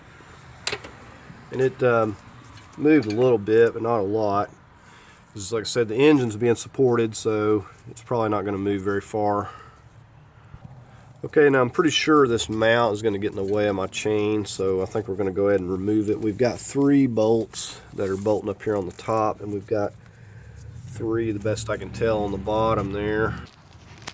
So here is 2 of the bolts on the bottom. And I think I may have 2 more on that other side over there. They're just going to be I'll have to use a ratchet wrench probably to get to those. They're going to be a little bit more difficult, but I'm all but certain this is going to be in my way with trying to get it out and lower it. Right, for these 2 on this side, I'm finding an extension with a swivel to be working out the best, because it's kind of in a tricky sort of spot there where you can't just get in there with anything easily. So got like a 5-6 inch extension with this swivel and the 16, and that's working out good for this side. The other side is going to be a little bit more difficult because of the clearance. I don't think I'm going to be able to get maybe a wrench. So there is that. So these are really tight, so plan on using an extension or a breaker bar. Okay, so got those 2 out, so we'll move on to that back side there and see what we can do about that. Probably come in through the fender well. Okay, I'm in the fender well working on the lowermost bolt on the mount over here closest to the firewall, I guess you could say. I can just fit a wrench in there. I'm using a couple of them because it's really tight. And once I get it loose enough, I'll try to work it out with my little ratchet wrench, make it a little faster here.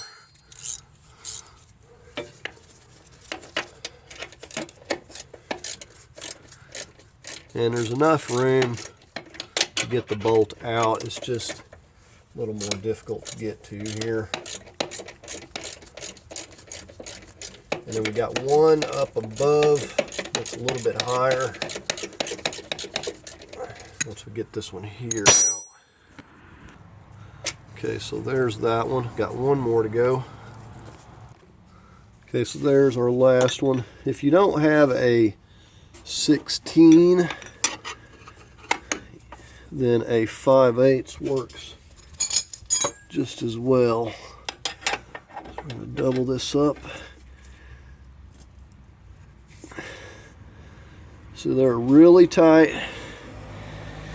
You're not going to be able to get it without some leverage. That's for sure.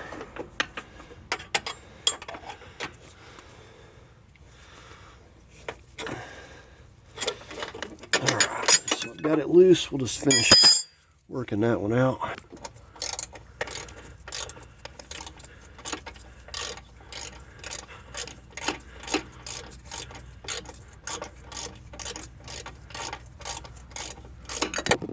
Okay, so there's that one out. Okay, now we just got these 3 16s up here. These are very easy to get to. I'm just using a 1-foot extension. Okay, so we're just going to finish working these 3 out.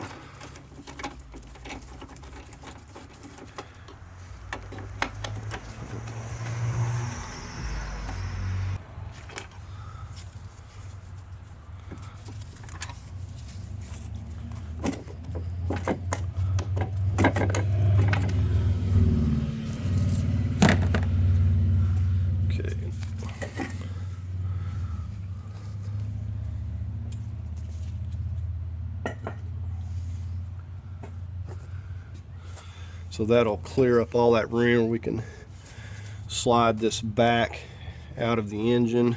Of course, we'll have to be careful with our pipes and stuff here. But don't have to worry about our chains hanging up on it. So we're going to go ahead and work on, finish removing the 4 bolts. So we're going to go ahead and work on finishing removing the 4 bolts. and should be able to get this lower down here. Just, you want to mainly be careful with your chain. Don't be hitting any of your pipes or anything, and just be cautious. Oh, and I just wanted to point something out. It probably would have been easier. There's a bolt coming through the bottom of this, didn't even know about. Just unbolt that, and that would basically free that piece up from the transmission there. But I think it's still possibly the chain could have hung on it, but it may not have, because we'd been able to just remove this piece basically by taking out these bolts and then the one on the bottom. Okay, we're going to go in here and get this one at the front.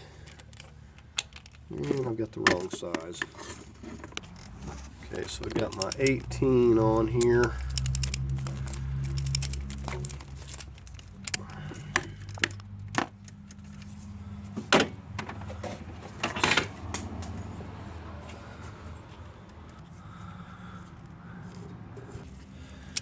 Okay, I'm on the 16 that's at the back part here, and that'll just leave 2. You can see that there. It's kind of hidden right there underneath that pipe. You can barely see the bottom of it there. That's the one I'm working out. Now it seems to be that once you break them loose initially, I mean they're really tight, but then they come out really simple or easy.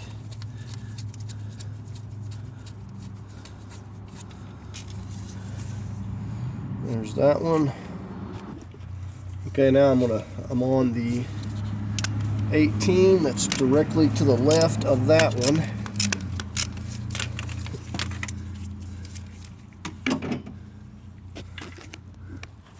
Okay, there's a little better view. Got it loose. The only one left now is the one up here in the front that's fairly easy to get to.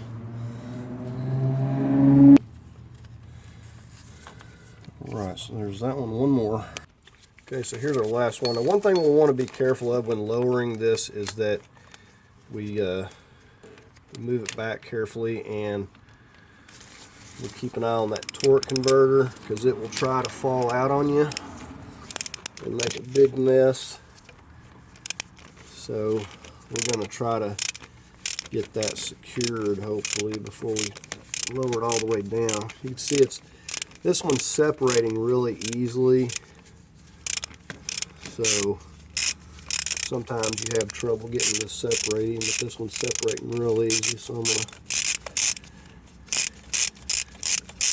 keep an eye on it here. This is the last bolt.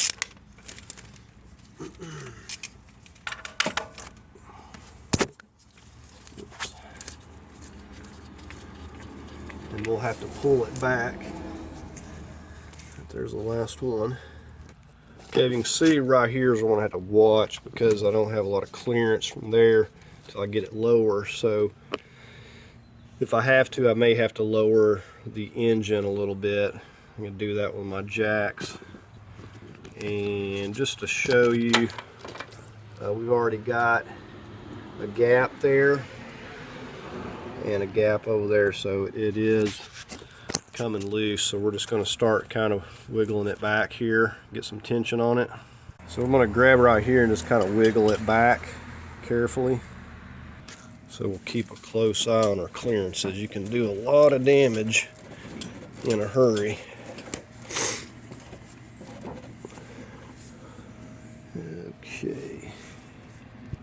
Okay, you know that connector over there that I said I was going to disconnect, I have not. It's over here on the back side. I need to get that.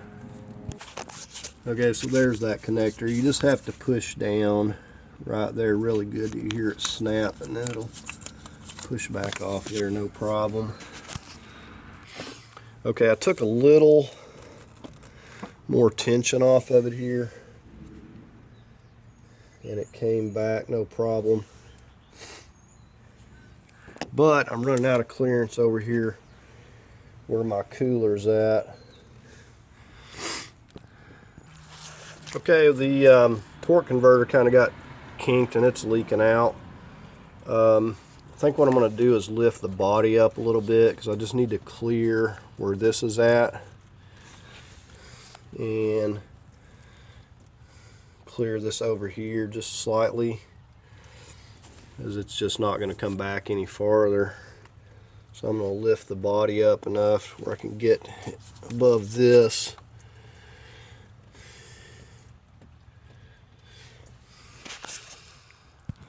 Okay, so I almost have it up enough here to clear that.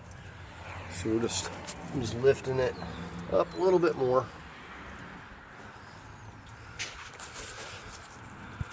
Okay, the problem that I'm having is, even though the torque converter nuts are loose, it's hung up in the flex plate, and this has happened before where it just, the center hub, usually if it's not greased or anti-seized good, it wants to hang up and don't want to come out. So I'm going to have to get in there with a screwdriver and pry bar. You can see that it's just stuck to that flex plate. I'm going to have to pry that out. I will never have room to get this out of here unless I go up even higher the way it is right now, because that torque converter is sticking way out there. Okay, I just wanted to show you what a fun time I'm having here. It was worse than I thought, and I don't know, I've never seen one seize this bad. I'm not even seeing a lot of rust. That center peg is what's in question. I'm a little concerned. I'm wondering if they didn't even cram the wrong size in there. I don't know. I don't know what's going on. I've never seen one this bad. I've been hitting it with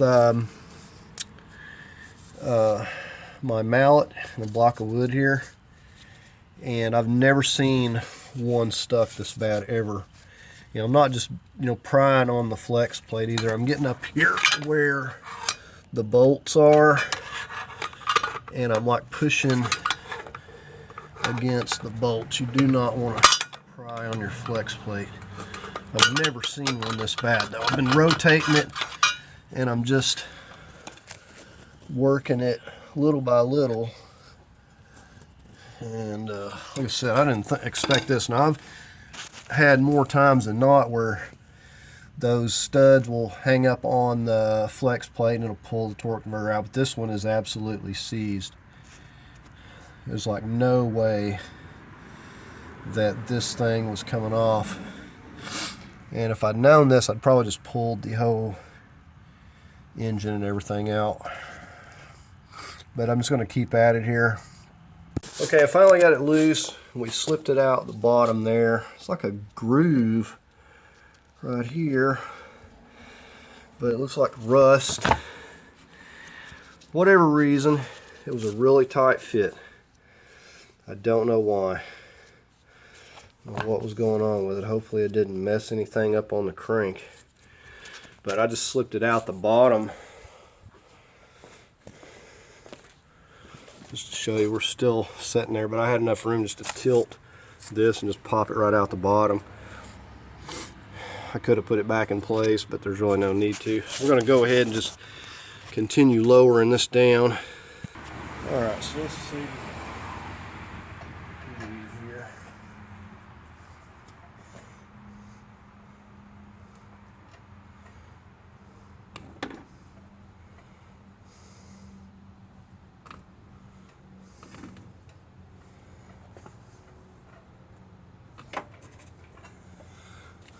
Right, so we're clearing just fine.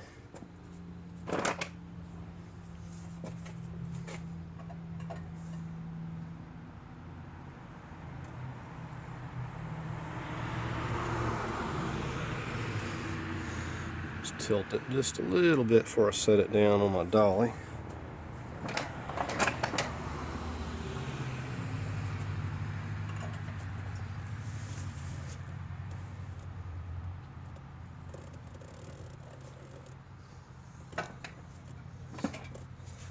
Okay, so everything went according to plan except for that torque converter seizing up. I'm gonna have to check that for rust in that bore there, and maybe take and clean it out a little bit with some sandpaper. I'll know when I get the replacement transmission. We'll see how it's gonna fit, but definitely, I don't know what was going on. I have had them been seized before because of rust, but I've never seen one that bad.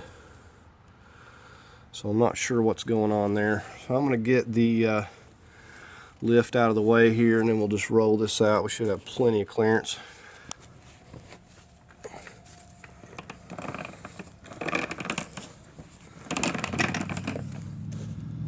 As you can see, we got more than enough room to come out with it there. It didn't even need to be that high, but sometimes you have to have it that way to get underneath to do what you need to do. So I was going to replace this seal, the rear seal. I don't know if I will mess with it. I don't see any leakage. But there is a lot of rust in that bore right there. That's why it's very important to grease those, and you don't have these kind of problems. Now supposedly this is supposed to have been worked on or rebuilt at one time, but I don't really believe it. Just too many things. I don't know, maybe they done something to it, but anyways, that's why it was hanging up there. So we'll just roll this on in the garage here.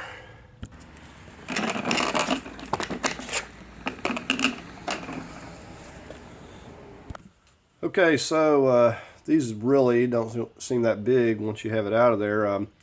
Nothing to do now other than wait for the replacement transmission. I was going to replace the rear seal. I don't know if I'm going to bother messing with that because it's not leaking. I may just leave it alone. Sometimes you know, the OEM seals are really good, and I don't see any leakage at all, so I'm kind of hesitant to even mess with it. So I guess we'll follow up once we get the replacement. Said I don't know if all of these are like that. I took a Murano out and didn't have any problems, but this one here seized up worse than I've ever seen. It was really stuck. So I think I had trouble with either the Malibu or the Sonata. I can't remember now. One of them was seized up pretty good. But anyways, we'll follow up once we get the replacement. Okay, here I've got my replacement finally. Now you're going to probably pay, the last I checked, about $3,500 for a reman. I got this one for $2,100 delivered, and that's about the best I could find. These are really expensive, and regardless of whether you get a used or a new, there's going to be some things that you have to swap over. The problem with the used, they usually come with a lot of the stuff, but then everything's broken. This got bent, so we'll have to swap this cooler over. Now, one of the things that I wish I would have went ahead and done is got me a cooler for the tow package. Basically, it has a couple more lines coming off, so you can put another external cooler. I may go ahead and do that later, but I kind of wish I'd went ahead and done that because I'm going to be swapping this over anyways. But you know, just got 4 bolts on there, or yeah, 4 bolts, and we'll just swap that over. It looks like this line running here is okay. This clip down here is bent, but everything else appears to be in order. The vent tube is okay. You know, we're definitely going to drain this thing once we get it in there again. Make sure that we don't have any any dirty fluid, water, anything like that. Another thing I was going to mention was that this clip, I probably didn't know how to remove this, whatever, but this was pushed in, and this little, see this clip I got on here was not on there. Swapped that off the other one, but this was pushed back. So I guess they had removed the clip, was twisting it, whatever, pushed it back in there. So I had to pull this back out by hand and put this clip on there. Now this thing pushes all the way back in there, you're in trouble, because you have to disassemble this to push that back through. There's an O-ring, it only goes in from the inside, so a big ordeal, and you have to take that valve body off and everything. So I pulled that back out and actually got the clip on there, and it also has an O-ring. If it's not pulled out far enough, it's going to leak, so make sure that clip's in place. So I'm going to work on swapping this over, and I'm going to probably pull this torque converter out and make sure that the seal's not dry there. It doesn't look like it's been leaking any, so I'm probably not going to worry about that. But this transmission's supposed to have 42K on it, so it looks to be in pretty good condition, but you never know till you get it all together, see how it's going to perform. Okay, so when you take this cooler off of here, you're going to get a little bit of oil. Just put you down some paper towels, but it's got this O-ring. Also blowed this one out real good with some cleaner, and we're just getting ready to set it on there to kind of clean that surface off a little bit. See, this has also got a little filter in here too. I guess you could change while you're at it. Get it oriented the right way here. Now I'm putting a little bit of Loctite on these.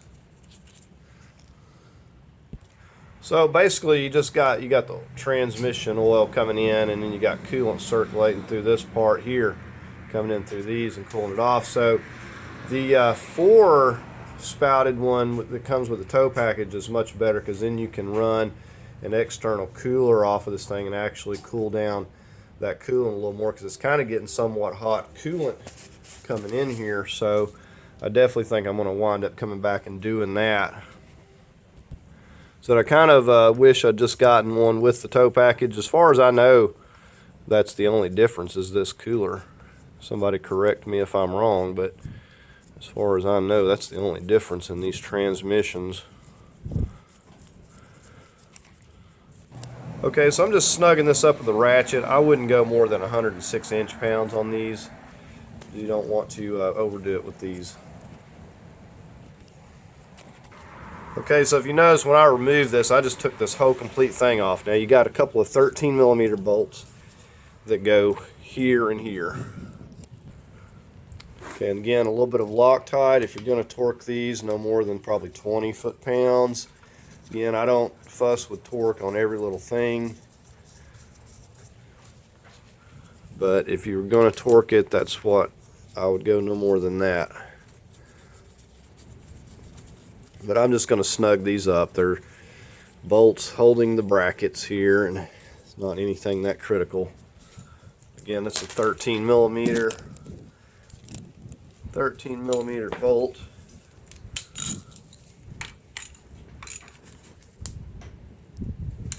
That's good enough.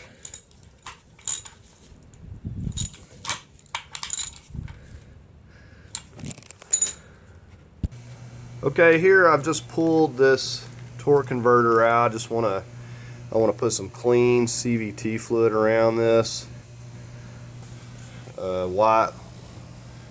Some white silicone paste will work as well, or put it around this and make sure that this has got a little bit of lubrication on it, because I don't know how long this has been setting.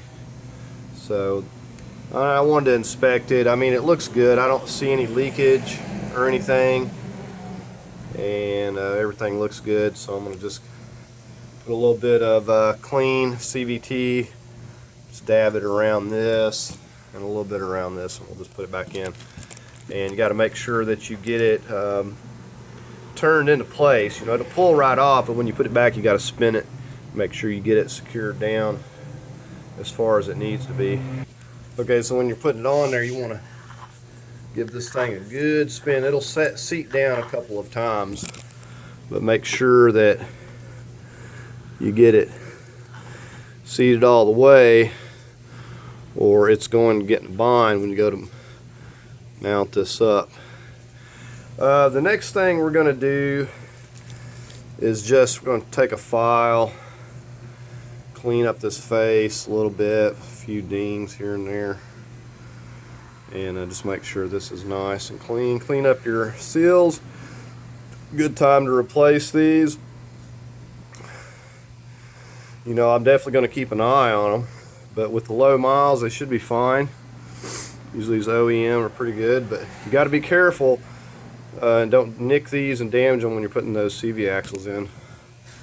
So I'm just going to clean this up, and I think we're about ready to go back in the vehicle here. Definitely clean this up and grease this. Definitely want to clean this up and grease this really good right here. That's what's stuck coming out of there. I don't know why it's so bad, but you know, don't sand it down, but take and clean up with some Scotch-Brite, a wire brush, grease it real good. Okay, now we went around this with a file, and it had quite a few dings down here at the bottom that we had to clean up. I don't know what they were doing when they were taking this out, but they weren't being careful. One of the last things we're going to do is go around and check each and every one of these threads, make sure we can thread a bolt all the way into each one of these threads by hand. And even if you get a new one, I would still check them. You don't want to get up there installing this. And right here, so we got this big, this 18mm headed bolt. There was some issues with the thread here. I think there was just some trash in there, but took and put some spray lubricant in there, and I blowed it out a few times. I blowed all these threads out, kind of cleaned them a little bit, but that one had a little bit of a problem. So if you get in the vehicle, you go to force one of these, you got dirt or whatever in there, you're going to wind up destroying the bolt, messing up the threads, and big nightmare. So just take the time to check all of your threads and make sure you don't miss any. Before you go to putting it in, if you don't have one of these straps to hold the torque converter, you know, get something and kind of hold it in place while you're lifting it up in there. You don't want it to come working its way out on you and you have to reseat it. Okay, we got our chain hooked back up just like we had it before, right here at this spot, and then right back here with a square, and that seemed to work out. Seemed to work out pretty good last time, so we're going to go with that. Kind of just giving it a check over, and we swapped out that bent bracket down there. So we've got our clamp for the torque converter, so it's not moving until we at least get it in place, and we'll take that loose. So we're going to go ahead and roll it back under the vehicle now.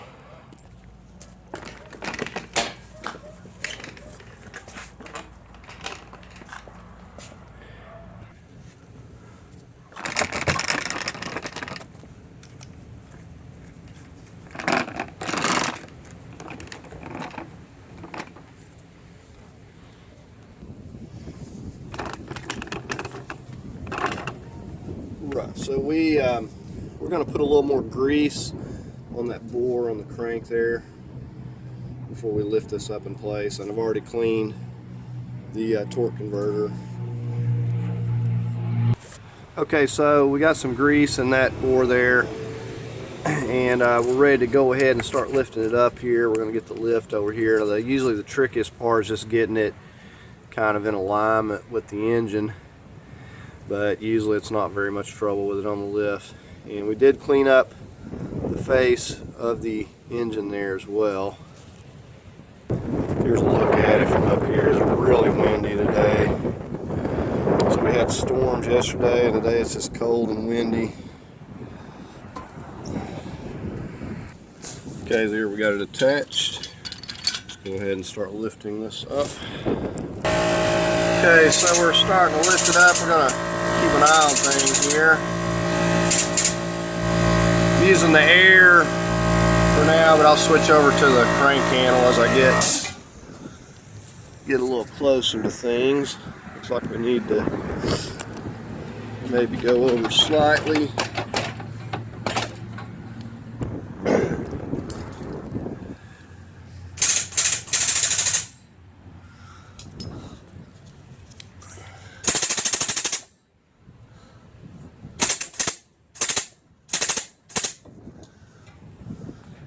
We're going to have to start scooting over. I had to start taking our time at this point. Okay, so we got it lifted up here a little more. It's not lining up perfectly, but I'm going to try to get a bolt like over here on this side. We'll get one started, and you can see how it's kind of cocked a little bit, which you never can get it perfect. But we're going to try to get a bolt, hopefully get it on one of those pins on this side here. Okay, there's a few things I got ahead of myself on. For one, I didn't remove the torque converter stop. And another thing, we have to make sure that these are going to line up with the hole on the flex plate there. You can see. So I got to watch those as I'm getting this into place, and you can turn this as you need it, but we do have to get those going into their holes on the flex plate as well. Okay, we got out here and turned this crank a little bit. Actually, we put the stud right here. We can actually see something, so that's where you should have it. And you can see the studs right there. We got to make sure and move that accordingly as we're getting this to line up here. It's going pretty easy. We could probably fasten the bolt down here, but I've got one started up top. See, with it on this lift, it's easy to move this around, even though it's not perfect. We kind of got that bolt just loosely into place, and then we're probably going to get over here and try to get another. Remember, we had all these numbered, so the numbers are on the old transmission. I'm just putting the bolts back exactly where they go. Okay, and again, these, so I'm putting that bolt in, these are the bigger bolts that I'm putting in, and that one just went right in place. I'm kind of amazed. So I'm just going to kind of push this on together here, and then we'll snug those up. But don't be putting a wrench on these bolts. Do them by hand so you can make sure you got enough threads so you're not messing up the threads there. And said, simply by tilting this one way or the other, you're able to thread these in by hand easily. It's supporting it, but you got to tilt it a little. But so far this is lining up really good. We're going to go down on the bottom and make sure that stud's going in. Okay, these are lining up great. I just lowered the lift slightly. As you can see, it's right in place. And we're just gonna go up and snug the ones up just a little bit. Actually, not even snug them. We're just gonna run them down, and then we'll start working on getting the rest of these in place. Okay, so we're just working these in using this medium Loctite on all of them. And so we're just putting them back where they go. And let's see if I can get my arm in here.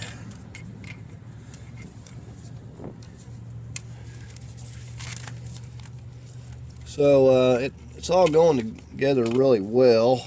I've just had a chance to look at the pan on this transmission, and it looks horrible. It looks like it was dropped every which way.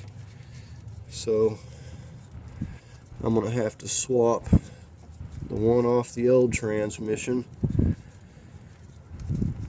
It just I think I might have a gasket, but I'm not 100% sure. If not, I'll just use the RTV. But said it's all lined up fine. We're just going through and putting these bolts and using the Loctite. I still got it supported with the chain. And once we get all these in, we'll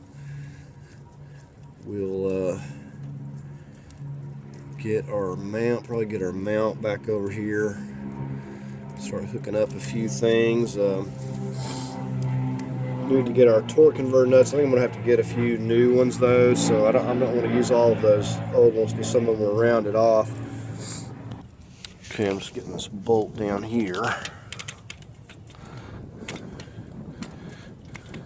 Probably be easier to get that one from the bottom. So it looks like I've gotten all the ones that I can reach from up here. So we're going to go underneath and get the rest of those. Okay, so I'm just getting these lower ones again. So we're using medium Loctite on each and every one. These are the 16s. I'm definitely not as enthusiastic today. This wind, I tell you, it's like, I think it was like 45 degrees, but the wind is blowing so hard that I would rather it just be 20 degrees and no wind. So we got all these numbered, and we will, I think we may go ahead and get a few of the good torque converter nuts in place. You definitely want to make sure, get out there on your crank with your ratchet and make sure you can turn that, because if it's in a bind, then you might as well not go any farther. Your torque converter is not seated far enough, and that's a nightmare. But done it several times. Thought I had something seated. I thought it seated good, and it wasn't. So it's definitely something I always check immediately, just to be on the safe side. I don't want to be having to take this back loose. Yeah, if you can see part of the pan, I'll give you a better view. But the pan looks horrible. So I'm going to finish getting these lower ones, and we'll get on that back side there. I'll go ahead and get the starter back in place. I will say that more often than not, when I get an engine transmission, the pan is usually damaged. So it's nothing new. With this one though, if I don't have a gasket, I'm going to have to use RTV and allow it to set up. Which I prefer the RTV. Now if you have to go back in, it's a little bit more trouble though.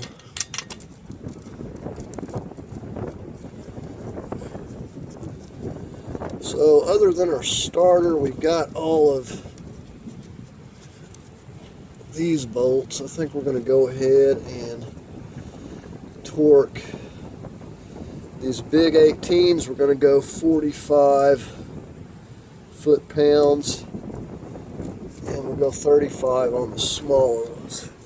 So we're going to go ahead and get to work on that, and then we'll get the starter in place. Actually, we'll wait on that starter because we don't have the nuts on the torque converter. We'll go ahead and torque these down though. Okay, so we're going to get the big 18 first. We'll go on that other side and kind of do this in an equal. Tighten those on that other side real quick. Alright, for these 16s, we got it set to 35 foot-pounds here. Let's drop down here and get this other one.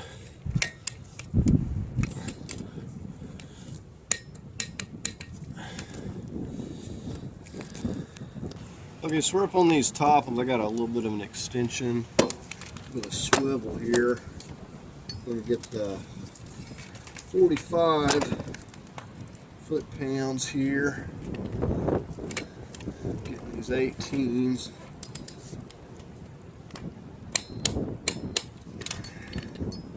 Right, and I already got the ones on this side over here. 45 foot-pounds. Now I've got another 18 here, and then I've got a 16, and we'll switch it back to the 35. But, see, these are pretty simple to get to here. I'm just going to get to that 16, and we'll have all of these torqued down. Okay, so I'm getting ready to put these back on here. Now I did find a couple more. They're the same threads, but these actually have a locking. These are a locking nut. You can see those little indentations there, and that's actually great. They're a little bit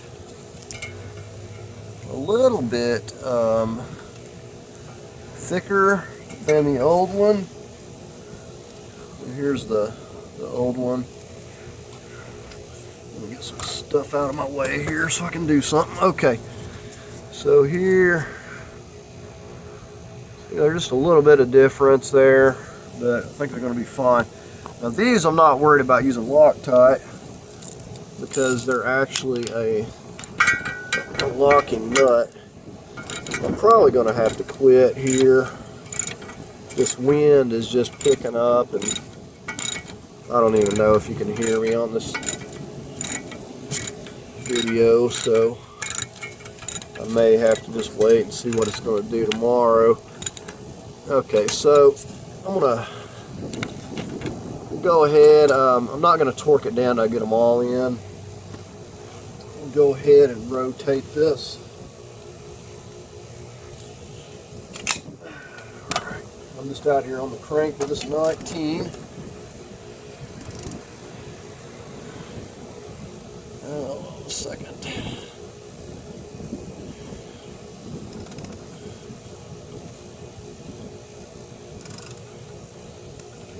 Just a moment. Okay, I got the first one on. I've rotated. I actually had panicked there for a second because I hadn't paid a bit of attention to the old one. The torque converter has slots that go in between the slots on the flex plate. Now this one does not have those studs on the torque converter. Like the old torque converter has an extra set of studs that go in between the slots. Now this one doesn't have that, so I don't have to worry about it. But I panicked because I was afraid, because I wasn't even paying attention to it when I put this in. So if yours has those studs, make absolutely sure, because they go in between here. I don't know that it matters a whole lot, but it may be the clearance for those, but just make sure they go, because when I took it apart it went in between those. So another self-locking nut here.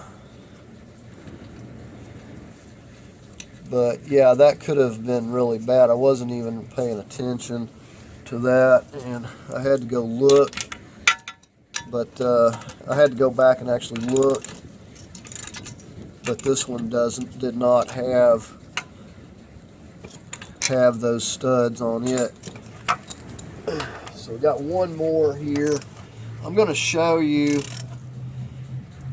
Okay, where's that? There we go. I'm going to show you on that old torque converter here in a minute. See, these the old ones aren't self-locking nuts. I don't even know if these are the original, to tell you the truth.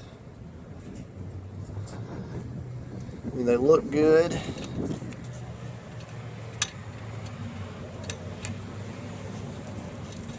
These are 14 millimeters.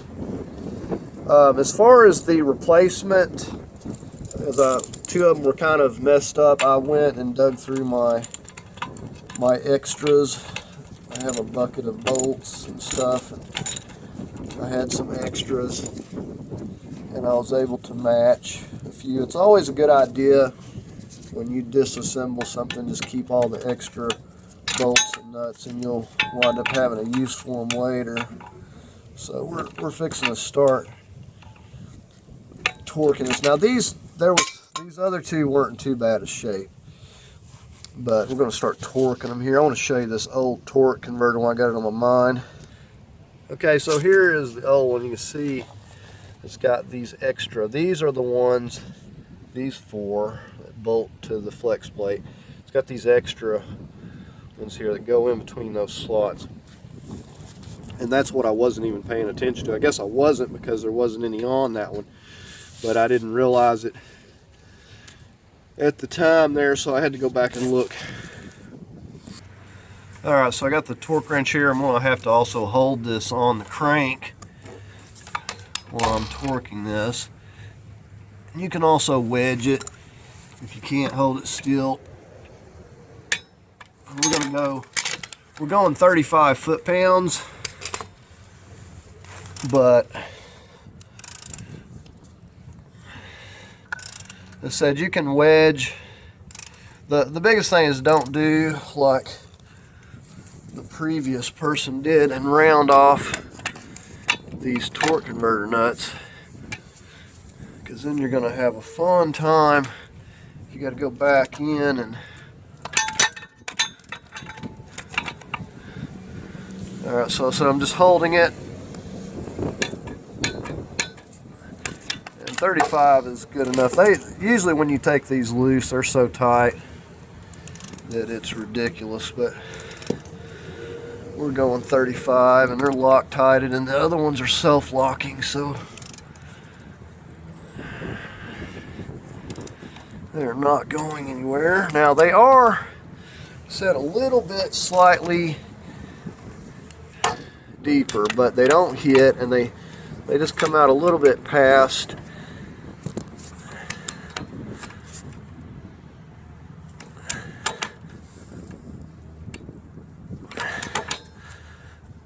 Alright, just a little more.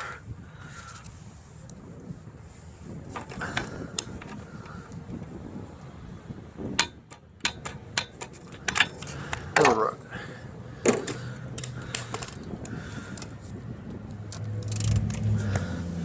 I think we just got one more left and we'll be finished up here. Okay, so we just got to get our dust shield back on here. And a little bit of medium Loctite. Once we get this, we're going to go up top, work on that transmission mount. Just got our little 10 millimeters here.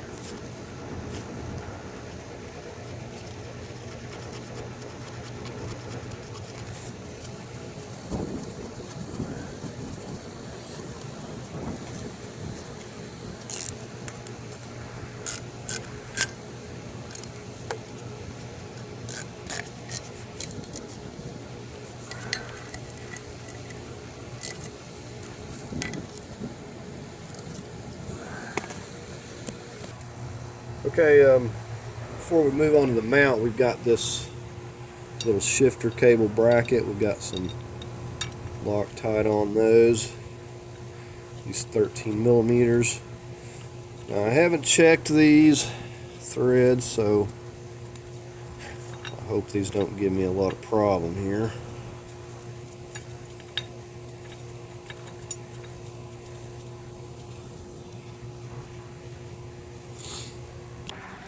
Alright, so these appear to be working.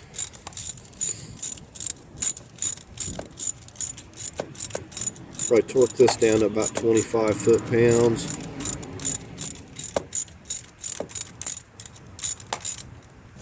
Alright, so we're going to get this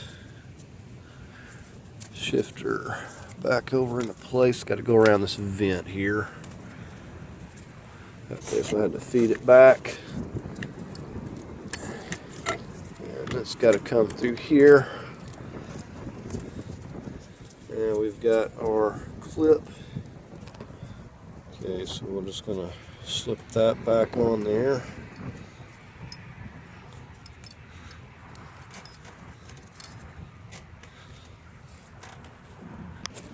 Alright, so I had to pull back there to get a little more slack to be able to push it down.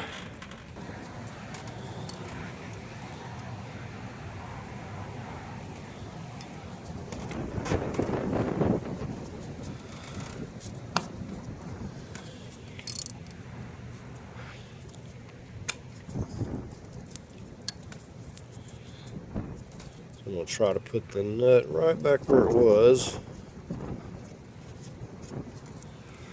Just kind of going by the wear spot there. Make sure it's up in there properly. Alright, now we'll snug it up. We'll snug this up with our 13.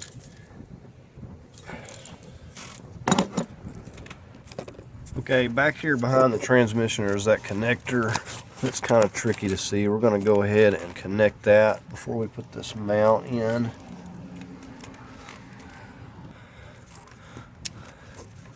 We'll just make sure that that's snapped on there good. It's not going to move. Okay, we could reconnect some of these hoses, but I don't have these little screw type clamps. I'm not reusing this because I'm all but certain it's going to leak because it's been disturbed. So I'm going to get a screw style clamp that fits this, and then I'll reconnect that. But right now would be the ideal time. Okay, so we got like our 7 bolts that mount this mount to the frame. So we're just going to set this in place. I'm sure it's not going to line up too good. Okay, we'll start with these. We've got a little bit of medium Loctite. I'm just going to loosely get them started. We got the other 3 or 4 that go through this way into the frame.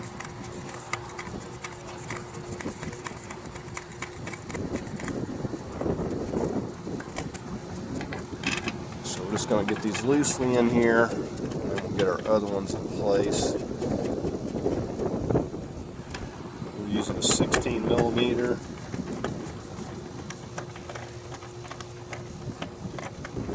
Don't want to tighten them until I get them all in place. Tighten them all at once. Alright, so we're on the front ones.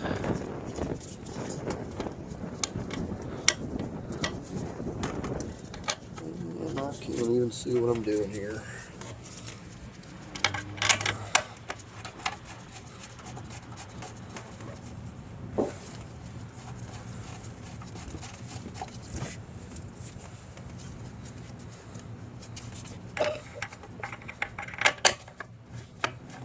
And we got 2 more on the other side closer to the firewall. Those are a little bit more difficult to get to.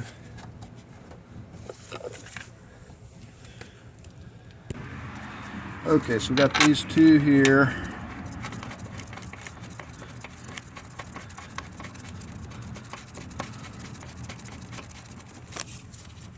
Let's see if I can feel for this other one down here. Yep, I'm going to have to get that one from underneath. Alright, I'm going to torque these to 40 foot-pounds.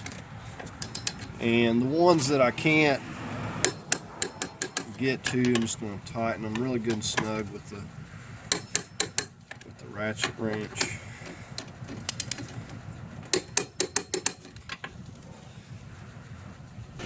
Okay, I realized that I kind of skipped over the part. All I'd done was removed the chain and set the blocks under the transmission pan there and got the lift out of the way. I don't think I covered any of that, but that's all I had done. And see, I'm gonna have to get under here probably with the jack, and where I can move this around if I can't slide it, but I'm probably gonna have to get a jack under here. I'm not gonna bring the lift back over, but yeah, I just basically moved the lift so I had more room to work, and I kind of skipped over that, but yeah, I just got the, well, as you see, the blocks, it's under here. That's the only thing that I had done. Alright, we just got it positioned under here. We're going to leave the blocks. Okay, we're going to start off with this bolt. We're going to get a little medium Loctite on it here. And I've got it lifted up. I'm just going to kind of pull it over into place. And I'll probably get it started by hand here, and we'll lift it up a little more. So we'll just run this on down by hand here.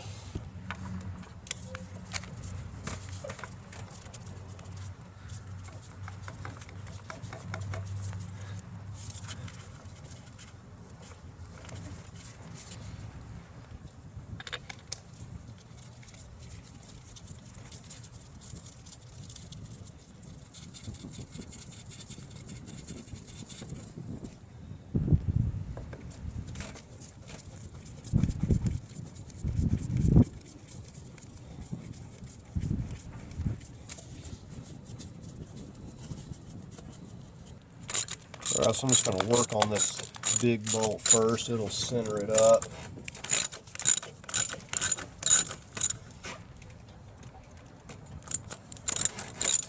I just kind of lift it up on the jack a little bit as I need to.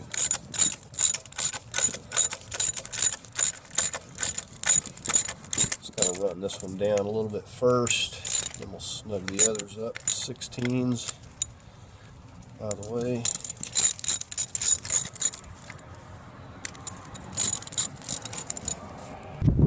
Okay, I'm going to go 45 on these.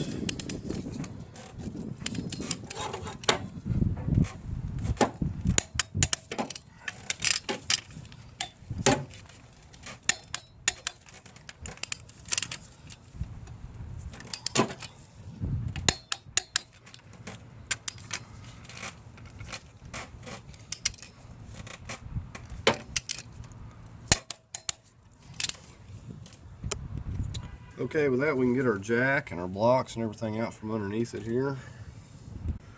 Okay, so I'm just getting ready to take this old pan. I just wanted to give you a look at this again. I've kind of cleaned it up a little bit, but I mean, this is like completely demolished. I don't think I've ever seen one quite this bad. It definitely got dropped.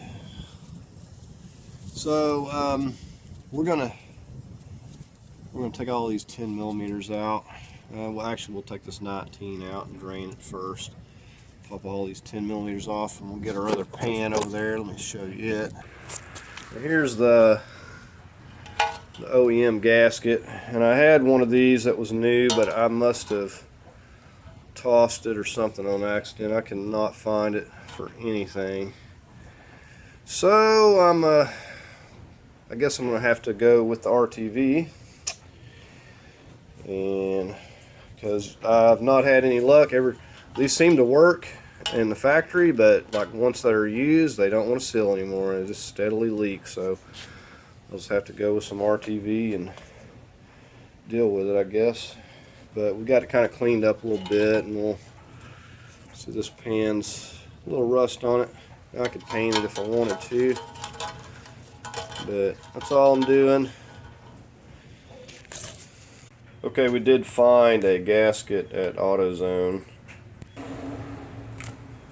and this is some type of composite material, so we'll try this out.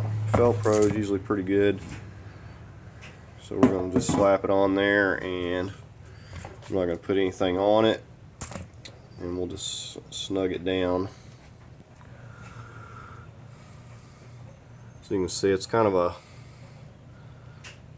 I guess, a paper type material. Not really sure, but fits nicely. That's where the little locating peg. So we'll go ahead and get it in place, Actually got two locating pegs. We've got one here and then one on that other side there.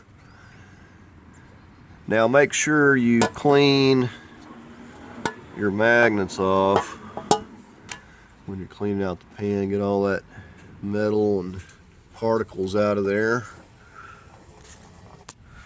Okay, we're just working all these in. Don't be surprised if you don't have a few of these stripped.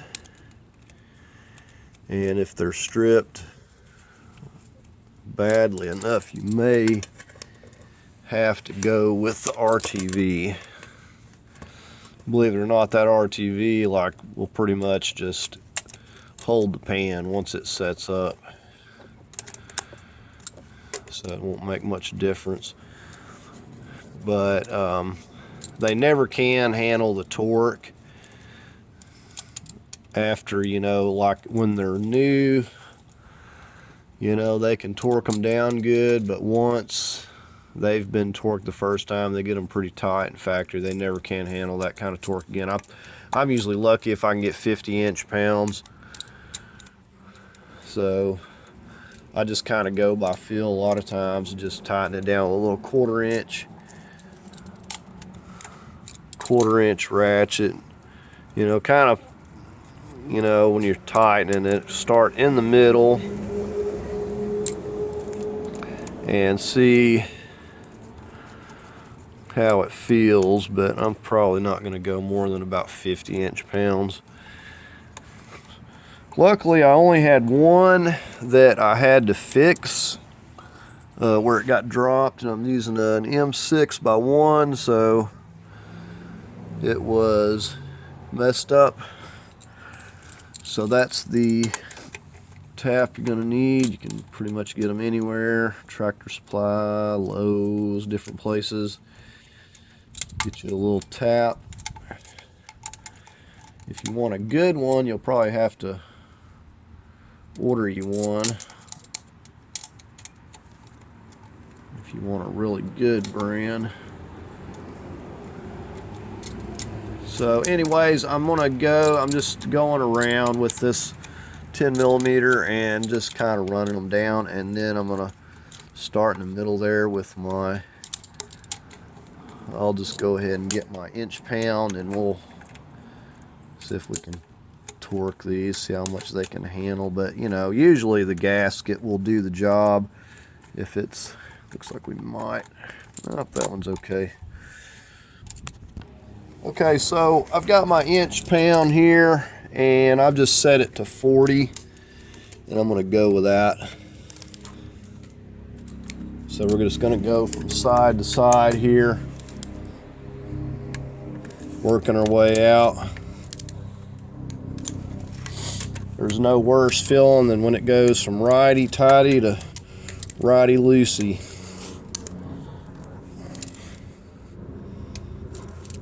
So these little bolts just can't handle a lot.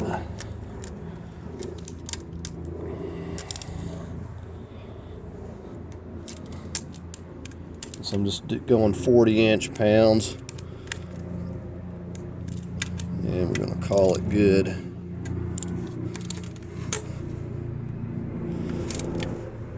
We'll just go around and check it a few times. Okay, and you're probably going to have to go around this 2 or 3 times to get a consistent torque. Said I'm amazed that none of these are stripped. Even the one I had to rechase didn't strip. Usually there's always 1 or 2 of these things. Just when you take it loose, there's going to be a few of them that are stripped. You just have to Loctite them and just hope for the best. But we're all finished up here. We've let this thing drip overnight. We've got it drained out pretty good. So I think we're going to go ahead and maybe go back up top and see what we can do here. We're going to work on connecting these hoses.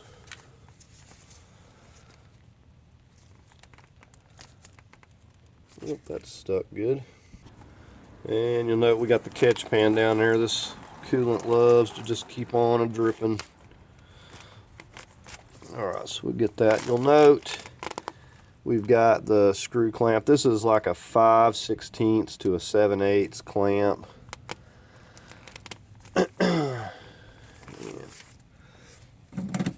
a little 1/4 inch screw on it.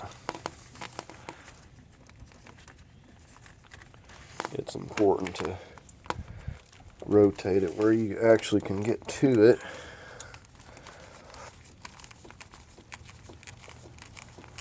Just, you know, the factory clamps work, but I've just seen more times than not where I'll get something together and then I start losing coolant, and lo and behold, it's one of these pesky clamps.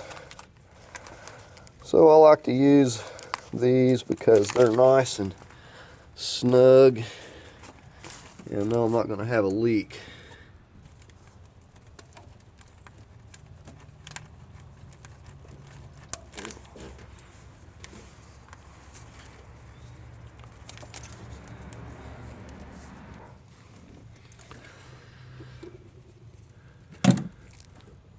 Okay, I'm getting ready to get this dipstick. Remember, we've got the screw down at the bottom. We also have this that bolts up here on the transmission. Go ahead and get this back in place. It's got an O-ring.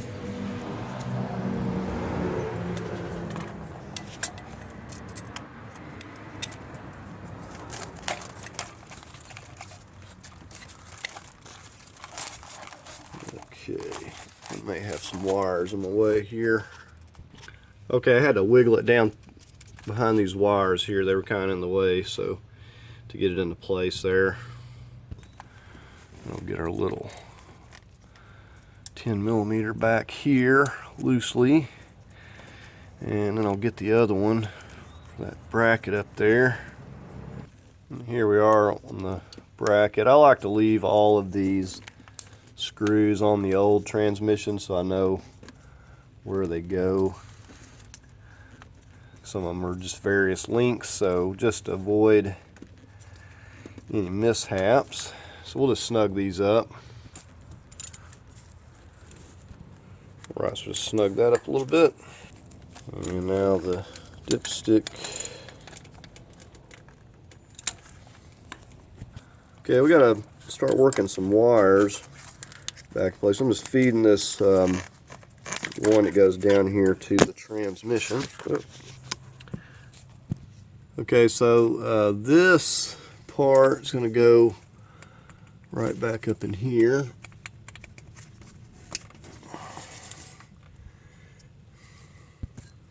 So very important to protect this connector. I have had to replace them before. It is not fun. And you can see that slot goes in where you see that slot is. Let me get a better view. Okay, you can see that. So that's what we got to line up. So we're going to push that. We're going to get that.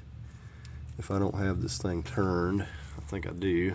Okay, now it was fine. So then we're just going to push.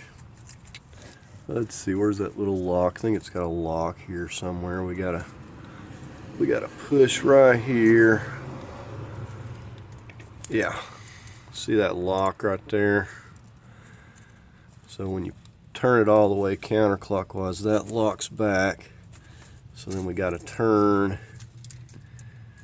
Once we unlock that, we just turn this till it fastens all the way down. Okay, and you'll know it when you get it turned there. It won't turn any farther. And I suppose you could, there's probably a mark on here somewhere too. But anyways, we've got it. It doesn't turn any farther than that, so it's locked down all the way there, so that's good. And while we're at it, we'll go ahead and get this ground. You can see it's got those little places there that will lock into that so it's not turning. Alright, so we're just going to snug that 13mm up.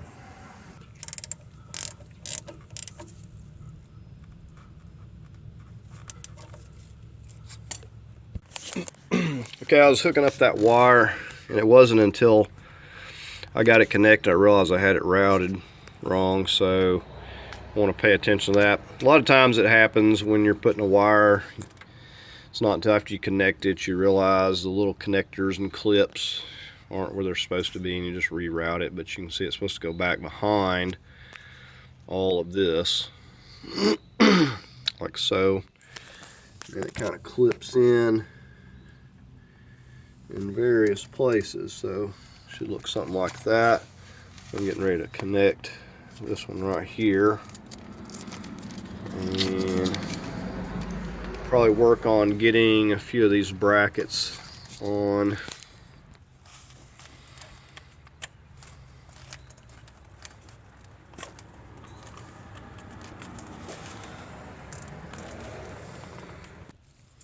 Okay, I've got these brackets on this mount, this trans mount. A little bit of medium Loctite.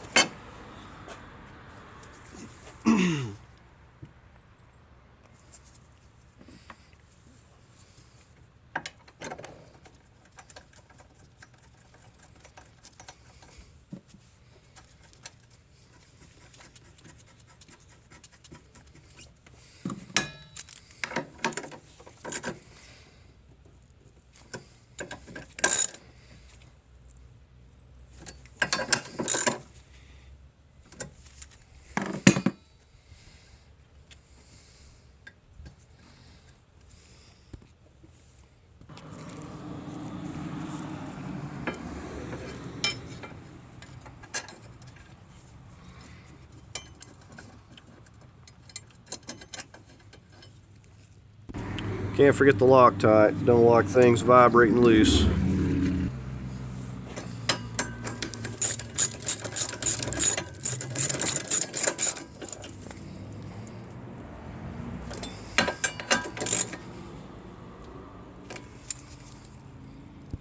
Okay, so we'll just start pulling some of this wiring over here. We know that this clips in right here, just like that on those, and that's locked in there. We're going to go ahead and work these back into this box here.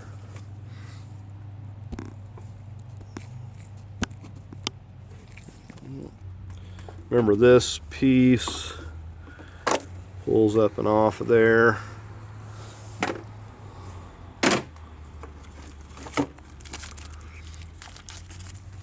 Now we've just got to untangle everything.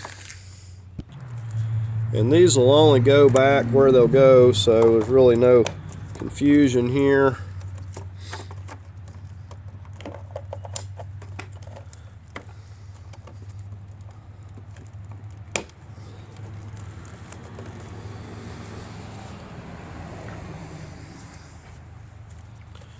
We gotta get this little collar.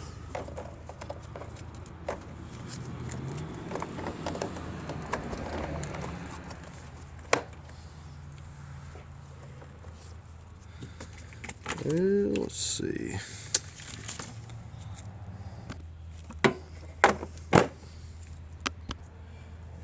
Don't really have a lot up here. Make sure that your vent tube is up. That'll fasten to our box here. Okay, now this is our battery tray with our TCM and everything. Just don't get on the vent hose.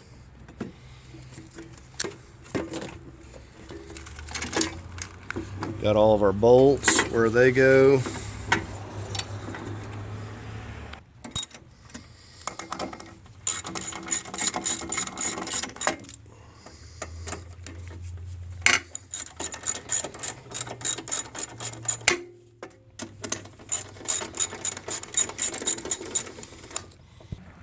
Okay, we got this little ground and the 13 that goes right here in this battery tray.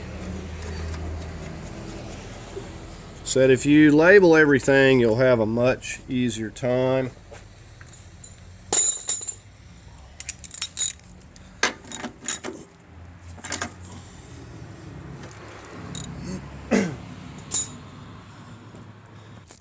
Okay, we're going to go ahead and get our computer. We're just going to start with this lower one here. So all these are labeled.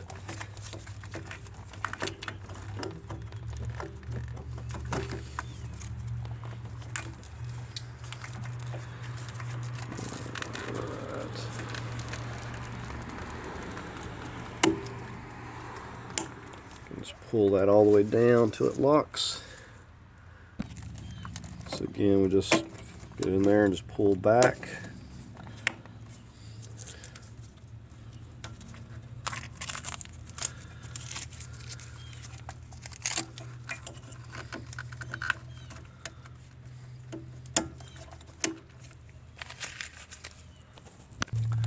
Okay, now we got our wire coming off the positive. It's going to go to the TCM.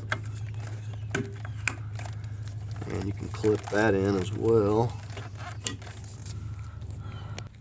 Okay, we got this wire over here we're going to pull back around. May have to run it. There's one wire going to the master cylinder at the bottom there. Okay, you can see it just clips right in here.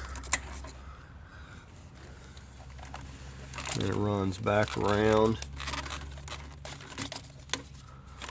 Clips in there, and then that clips in right there. And we got the one wire going to our master cylinder here.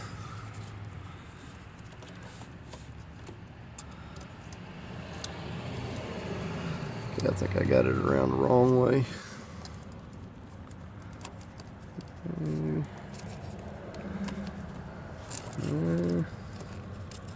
There we go, like that.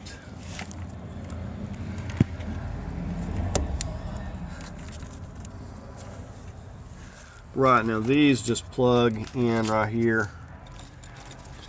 And we've got these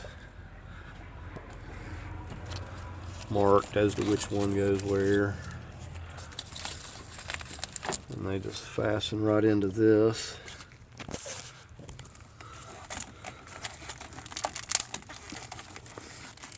Those really have to be pushed in there quite hard. Okay, so we finally got them locked in there. You just gotta push up really hard to get them to go into place. Okay, we only got the MAF sensor and the air box and stuff left out for now. We're just gonna leave this as it is and probably start working underneath here. Okay, we're back underneath here, getting ready to get this starter back in here, and you can see that pin, that's where it locates it right there.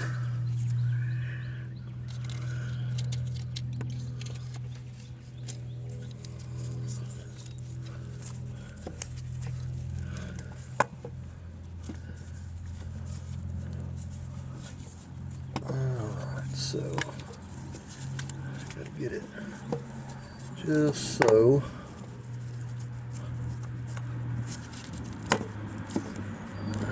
Okay, right there. And we've got to get our Loctite, of course. We'll go ahead and get some medium Loctite on one of these bolts.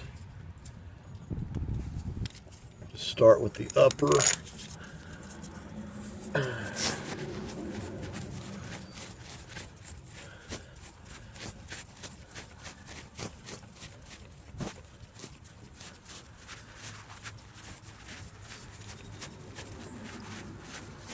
I think that once we get this, we're going to,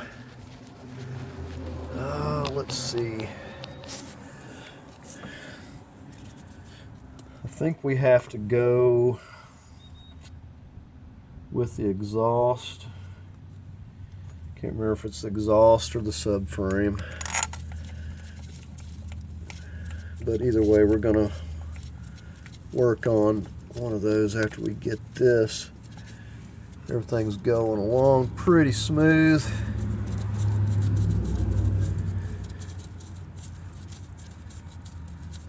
And we're going to torque these down to about 35 foot-pounds.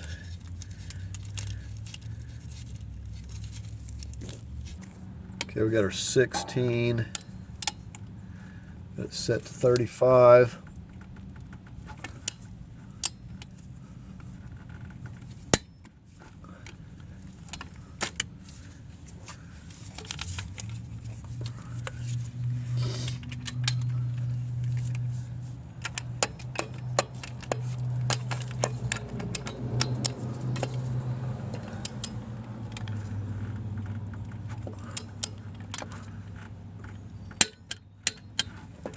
All right, we'll go ahead and fasten this wire back. Now we've got this 12 millimeter.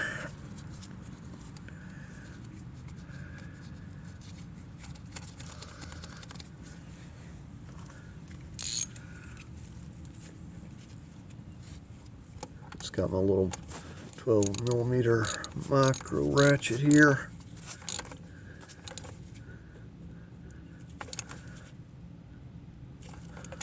All right, I'll just slip that boot back on. We're getting ready to put this section of exhaust back in, and to show you this one that was stripped, we put a bolt in there, but did have to drill it out. They're very difficult to knock out of there, so you can try your luck at it, but I didn't have any luck. So we're just going to hold this with a wrench while we tighten it up. We're also going to be using some anti-seize on here, so if we do have to mess with this in the future, then it won't be as much work.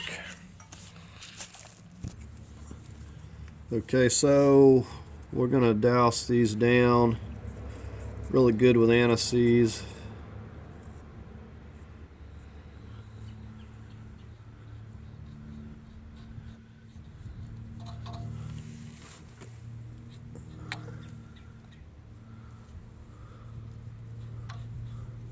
So I was really surprised when taking these loose that none of these broke. There was one that was already stripped previously. I could tell because they had a different nut on there, but that was no big deal.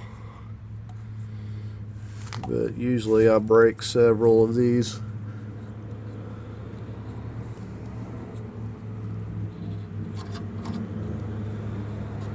So we'll just douse down our other ones, and we'll start setting this in place.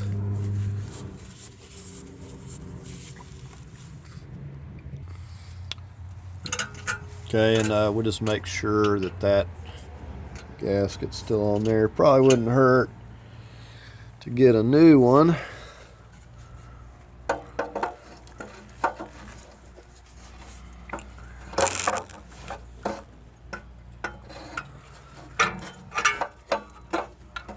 Okay, I gotta get it lined up.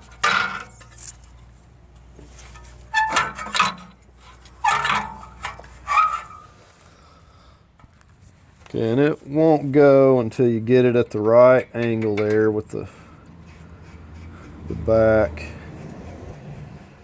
I'm going to go ahead and loosely get these in place.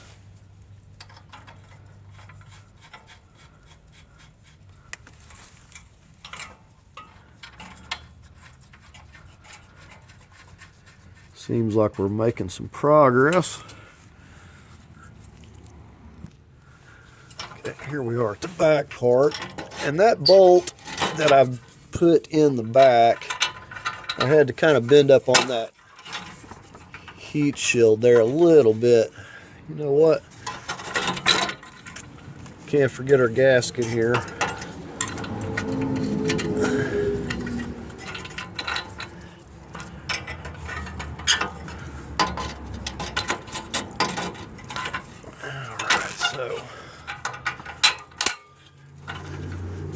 Now we got our gasket, so we can go in here with a wrench and hold this bolt.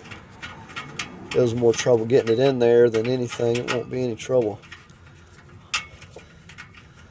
holding it from out here. If I can ever get this nut started. Okay, so there's that one. And then this one, 16 will go back on this studded side. So I'm sure you could probably get the studs and put another one back in there, but it's just as easy just to grab a bolt and a nut and just, it'll be fine. Okay, I'll start snugging these up a little bit. Got my 16. And so so I can hold this with my fingers right here for now. And usually once you get it tight, you don't even have to hold it anymore.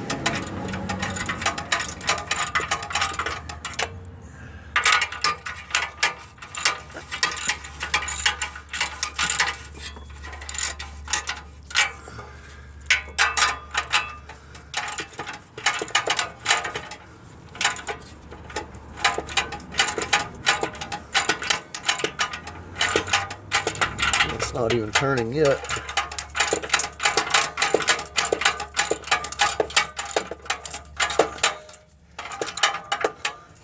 So I'm just holding it with my fingers here. It's not even turning.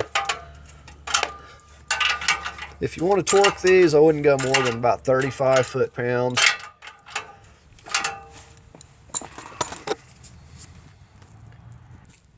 Alright, so let's just go ahead and torque them here.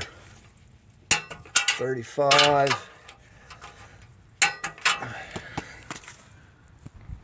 Alright, so we'll go ahead and torque these front ones to 35.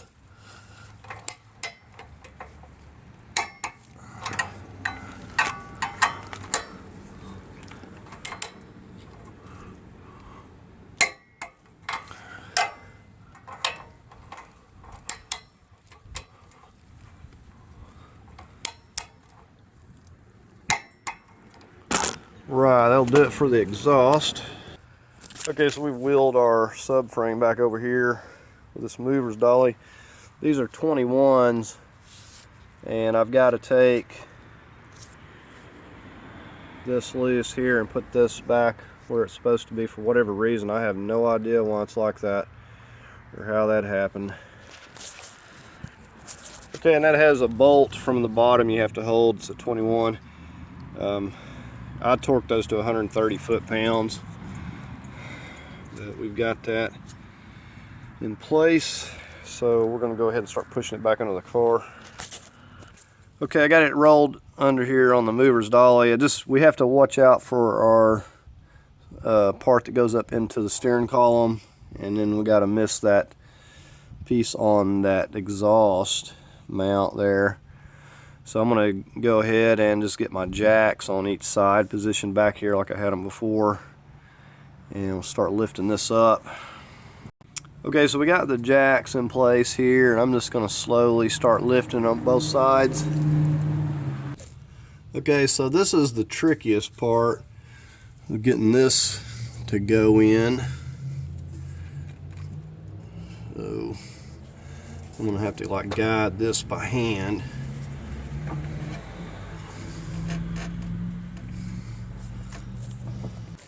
Okay, we're looking pretty good guiding it in there.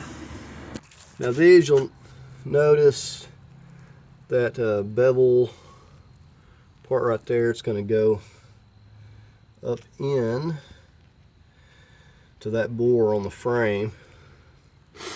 So it kind of lines itself up. So we're pretty close, all things considered here, but so I'm mainly focusing on this side, and also I have to watch that right there because it wants to hit that hanger for the exhaust. Okay, so if you watch that right there, when I'm lifting it, we may have to wiggle it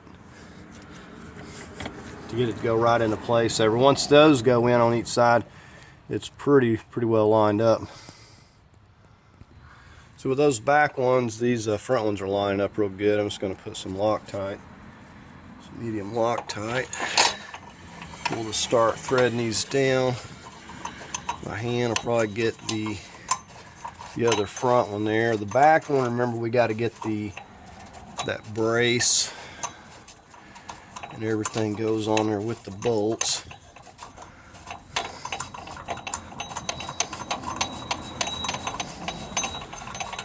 These are lining up really well. We'll get that other side. Okay, we're on the passenger side. As you can see, this one is going right in.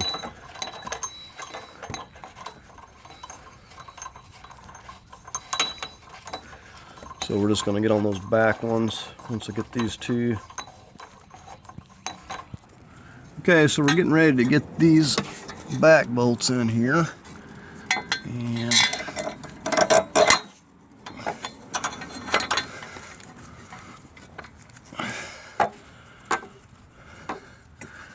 okay, got that started. I'm going to go over to the other side. Okay, so I got the other side loosely going by hand. So I'll just come back over here, put medium Loctite. Now, when I was taking this loose, when I checked the torque, I think it was like 80 foot-pounds back here and 150 in the front. So I think usually I put them at about 100, 120. I think I'm going to go 120.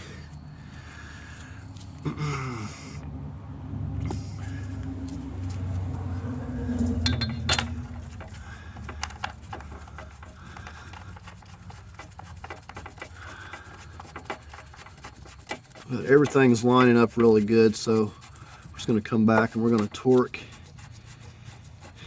all these down to 120.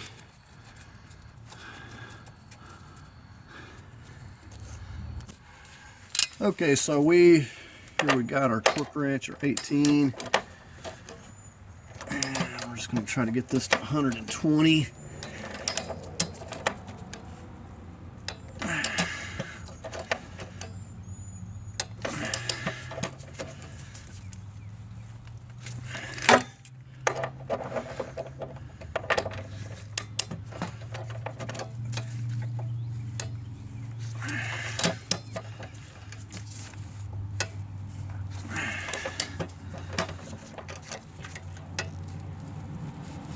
Okay, we're not quite there yet. Get a different hold on this. Okay, I finally got it here. I had to get a different angle. These here, I'm going to go 110 because they're, I feel like they're a smaller bolt, and then really I don't think it needs to be more than 110 right here. There's 110.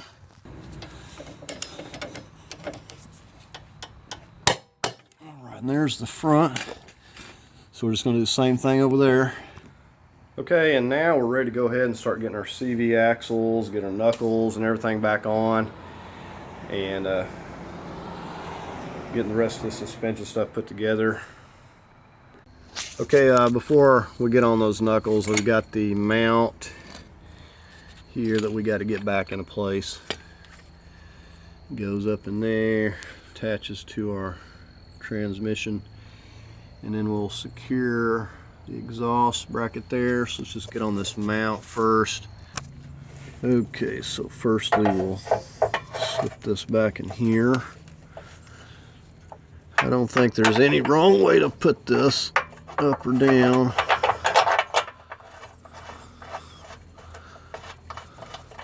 Going to kind of loosely get it into place. We'll get the other part mounted on the transmission here. I am going to put a little Loctite on these right here.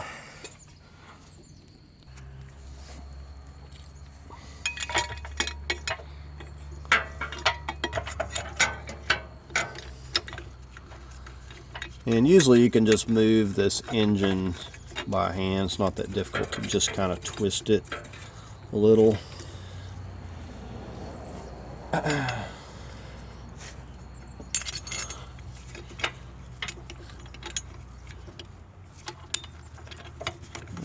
Let me push this back a little bit.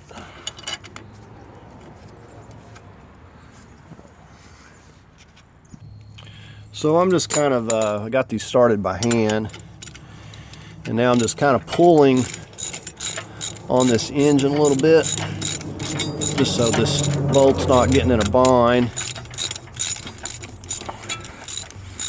Because you don't want to force the threads and get them in a bind.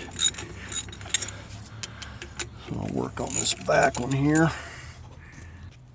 Okay, I've got those snugged down. I think I can just, like I said, push this enough.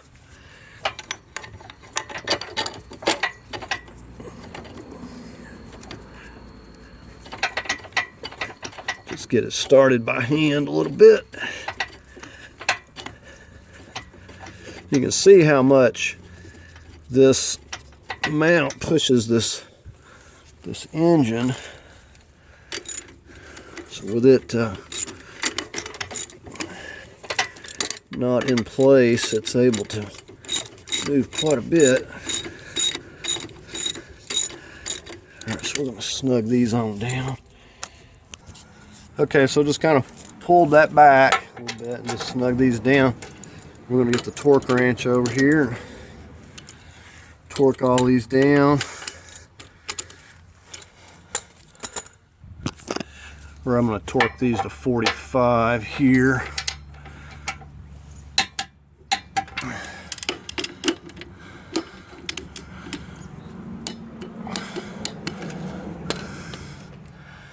And then we'll get these up here on the transmission.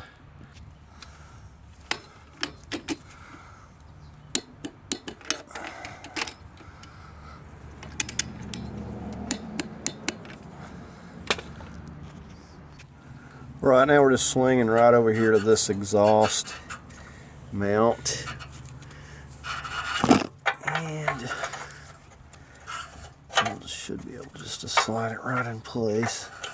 If I ain't got it all twisted around wrong.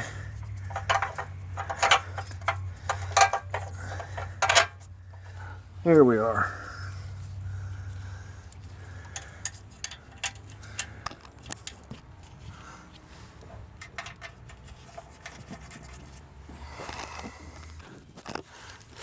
You don't want to go more than probably about 20 pounds on these.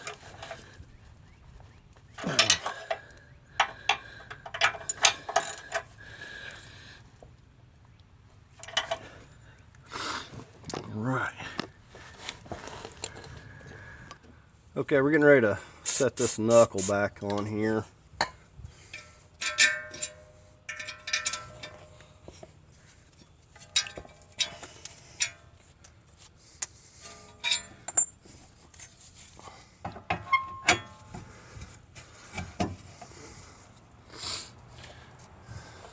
Okay. Now we should be able to slide this bolt through, unless we don't have it on there right. Okay, I had to lift up on it just a little bit. It was actually down on the ball joint a little too far.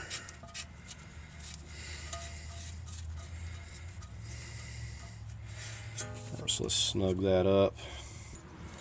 Now this has got a self-locking nut. I'm just going to hold this other side with the 18. I'm not going to torque it just yet. Just going to snug it down.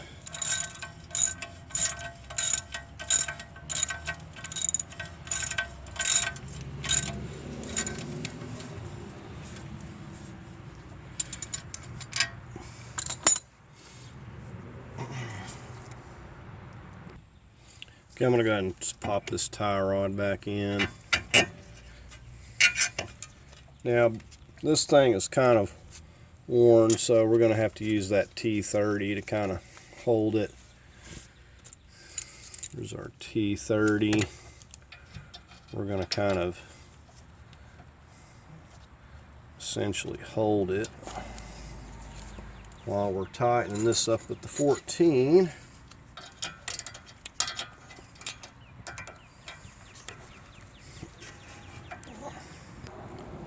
So here we go. We'll just snug it up with this, and then we should be able to torque it.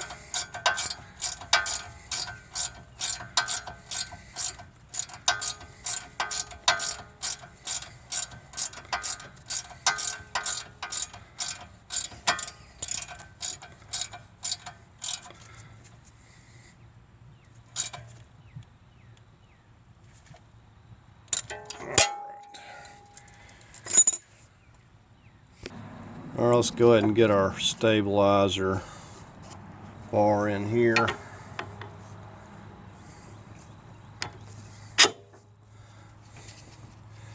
Now this has to be held too because it spins.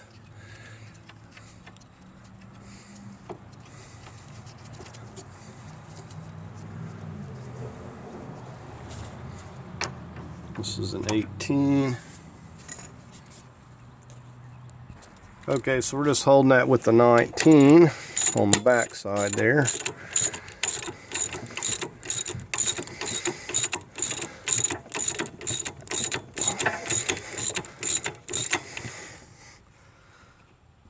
Okay, we're going to go 40 on this stabilizer, or 45 rather.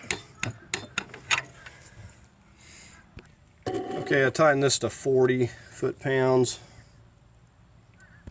Okay, I'm on the pinch bolt. I'm going to go ahead and torque this to 60. Okay, now we're just going to put the strut on the other side, and then we'll start working on these CVs. Okay, so let's take a look at this passenger side, the CV axle.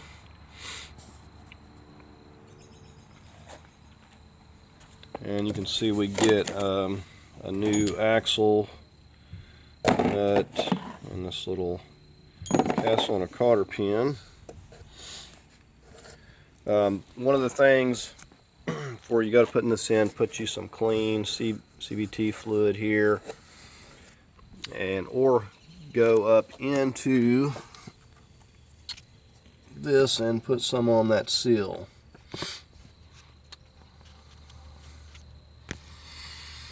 So we're going to go ahead at this point and just start sliding this up in here.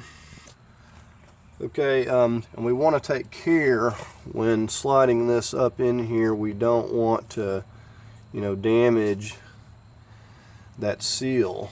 So we don't want to be hitting it with the splines or anything. So you just need to be careful and try to guide it in as straight as you can. Alright, so we're just going to carefully start slipping this up in here. Put our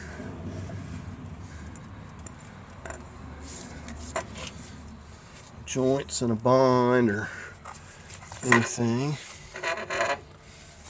And what I usually like to do sometimes is actually crawl up under the car so I can get a better view. Now that's got the bearing on it there. You can see that part of the bearing that's actually sliding in there, so that should be clean, should spin freely. So I want to kind of support this end a little bit. I don't want it just getting hanging. We're going to spray white lithium. Now this is just going to prevent this from seizing up in the future inside this hub. Notice we don't have the bracket on yet. We're going to go ahead and feed this into the knuckle before we move on to that. Okay, so we're going to push this in here, and then we'll lift up on it so we can support it. And then we'll start lining this up. And while we're doing that, we're going to pull this CV actually into it while we're pulling. Let's see, there we go. Just pull that on in there to the knuckle. Lift it up slightly. Just wiggle it around to wherever you need it. Get your bolt line up. Should be able to just push it all the way through there. Okay, that one's. So I'm going to push in on this strut right here.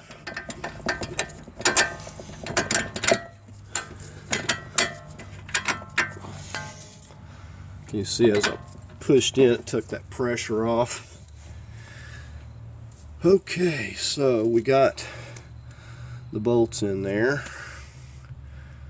See how we pulled that through there nicely. It's pulled up in here nice and snug. Okay, so let's just go ahead and get these on.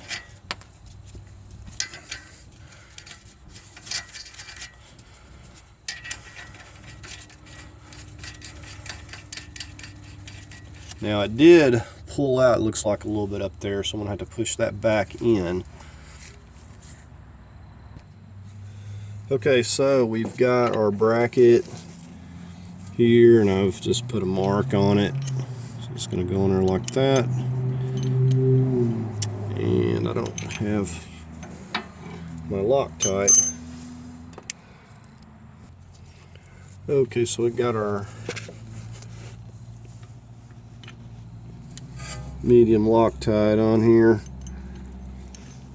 And when you torque these, I wouldn't go more than 25 foot-pounds. I'm probably only going to go about 20.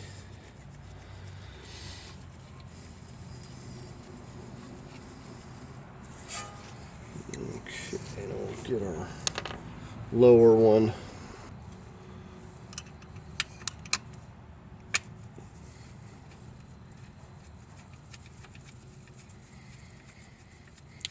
Now I'm just going to get my 3 foot or 2.5 foot extension out here. And my torque wrench, I'm going to go about 20 foot-pounds on these. We'll get these snugged up.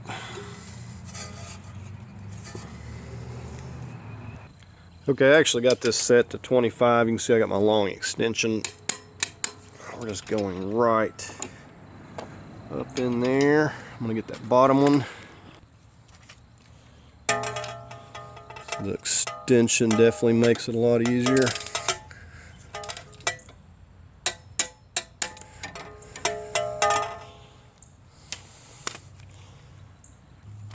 Okay, and we've got to hold this side over here. And I got to get the right side, right size here, 21. So we got to hold it with the 21 while we snug this up.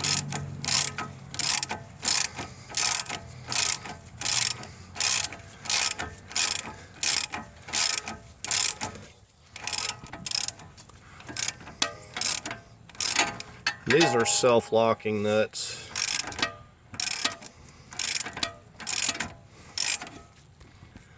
Right, I'm going to torque this to 130. And we'll just get that lower.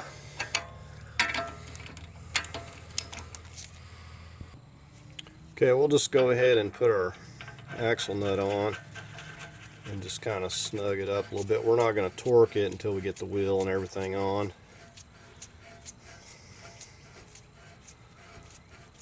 Now, usually I like to figure on about 150, but these were calling for like 136, so I think we'll go with that. Alright, so we're just gonna snug this up with our 32 a little bit. Looks like that's about as far as we can go with it for now. Go ahead and start getting our ABS sensor back in place.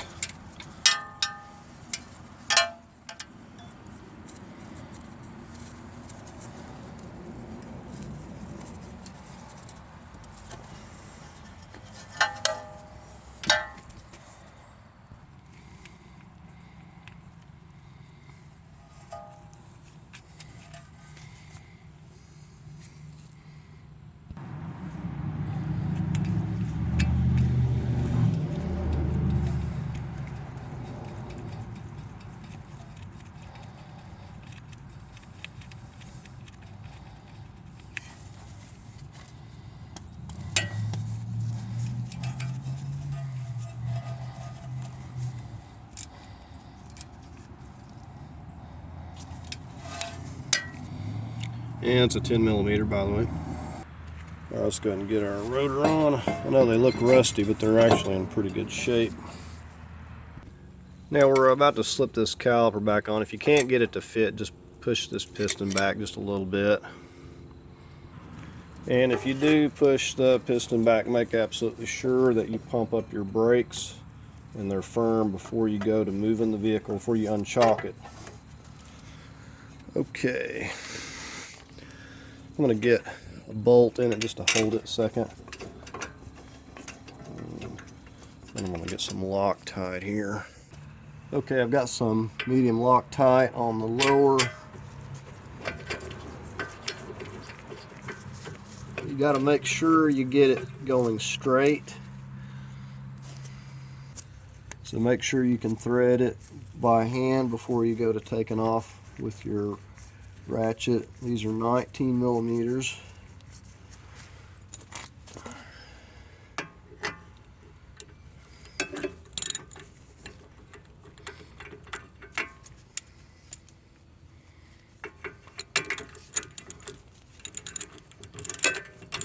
So this is just the lower one. I'm not going to get it tight. I'm going to leave it slightly loose until I get the upper one going. Okay, I got the medium Loctite on the upper one.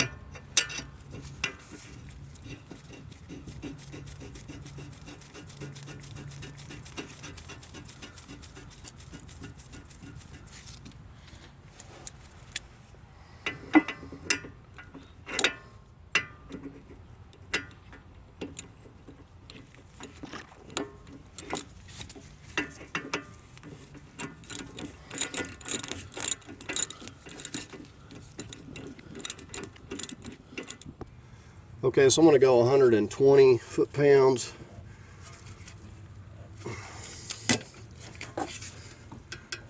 And hold this thing still. It's trying to move on me.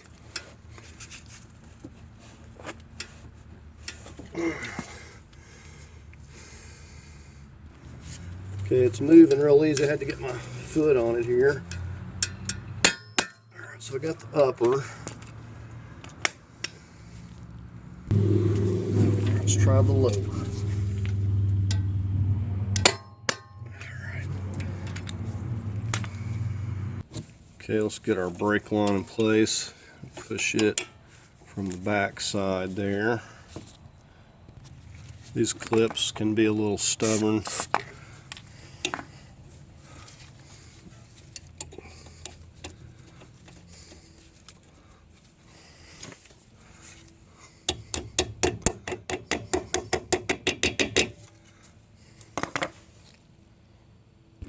If you remove your slide bolts here, go 25 on those, 25 foot-pounds. Okay, so we're ready to go ahead and get the wheel on here.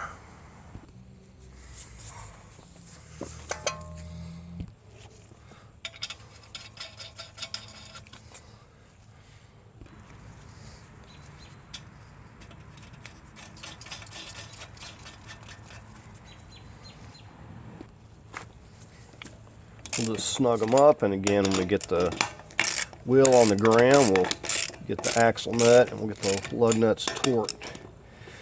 We've got to get our castle and our cotter pin. Okay, here we got our driver's side CV axle, and you've seen the condition of the old one there. We also got a new axle nut and a castle and a new cotter pin comes with this.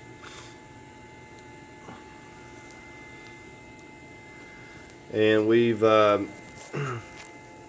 taken a little dab of grease and put on this clip. You can see our clip. That just makes it easy when you have to remove it.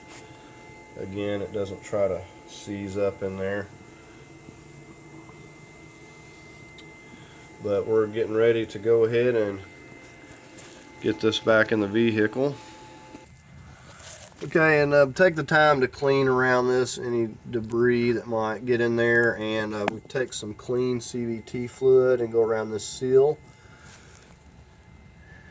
Now would be a good time to replace this seal if you want to do that. You know, sometimes I will. I feel like don't need to do that in this case. But anyways, we'll definitely keep an eye on it. And you know, when you're putting in your CV axle, make sure don't bang your seal and cause any damage to it there. And here we are, just coming right through here.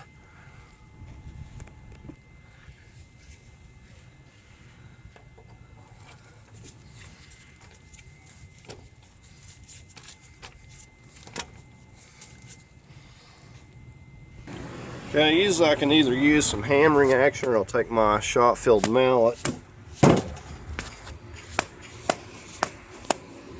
Try to keep it straight.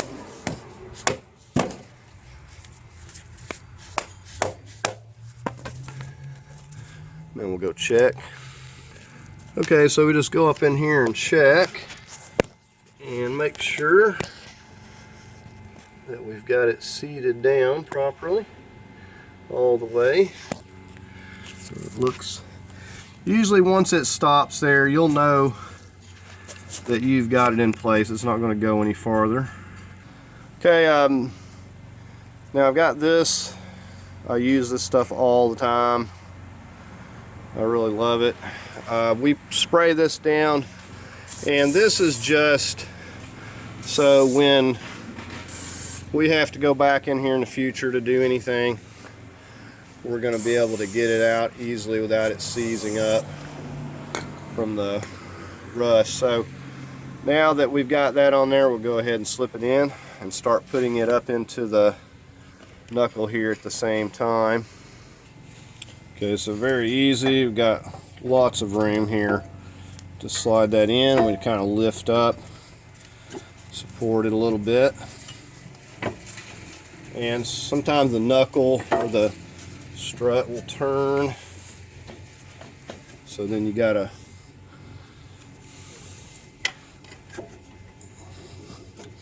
just get one of them at a time here. Just wiggle it. So you can push it all the way through. And then we'll just give this a push.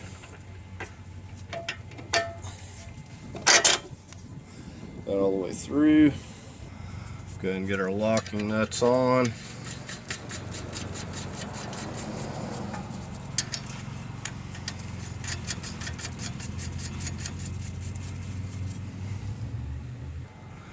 Okay, so I've got to hold the 21. Keep it from spinning while we snug this side up.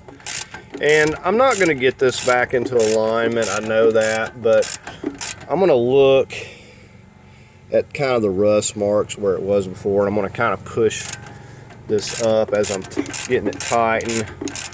Kind of like just put it back. I know it's not going to be in alignment. That will have to be done, but it will get it fairly close. I can tell that it needs to push up just a little bit. Of course, there's not a lot of slack here anyway to move this.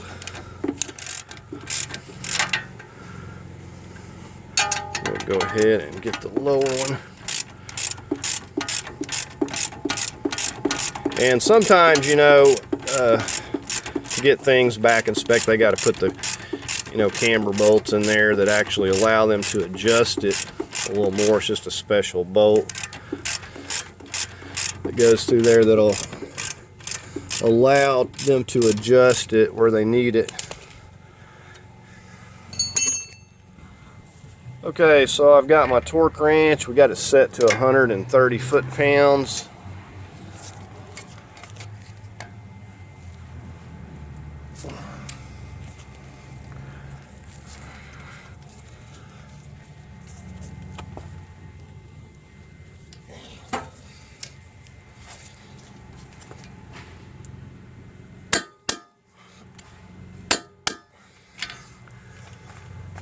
Alright, so we'll just do the same thing on the lower one here. pinch bolt, we went 60 foot-pounds, 40 on this one.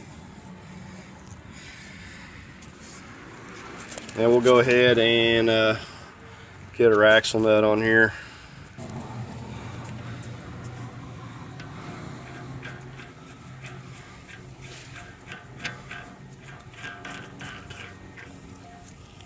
Got our 32.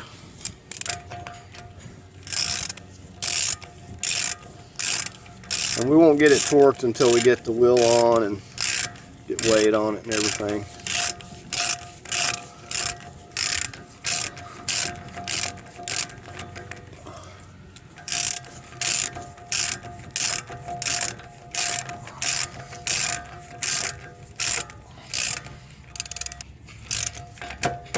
Alright, so that's good enough. Alright, so let's get this rotor.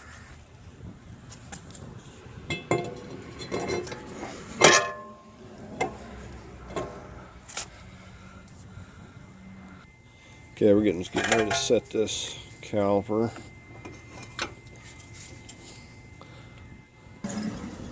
Okay, we're going to take some medium Loctite. Got our 19mm headed bolt. Let's get it started by hand real good.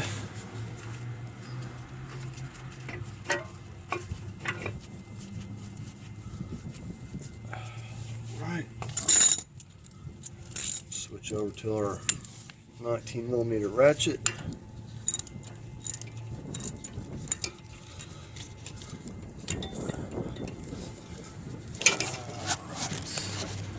Got some tangle up here.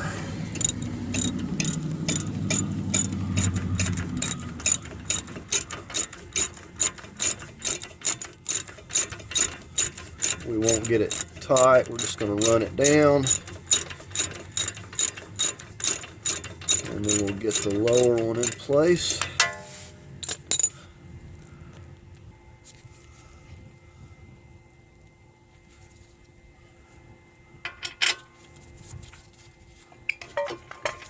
Just wiggle it around until you get it to line up.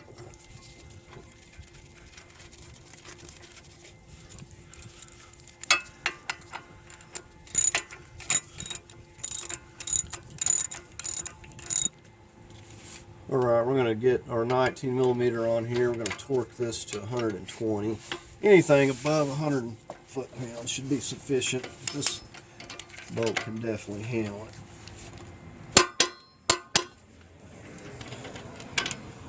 I'll get the upper.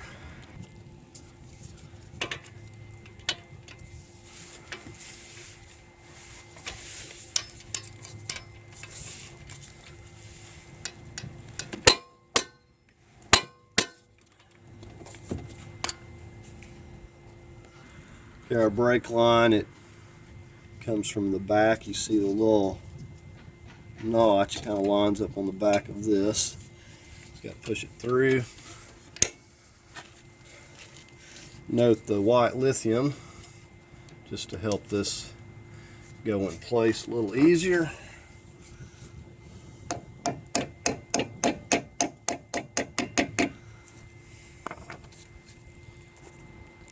Okay, now we got our ABS.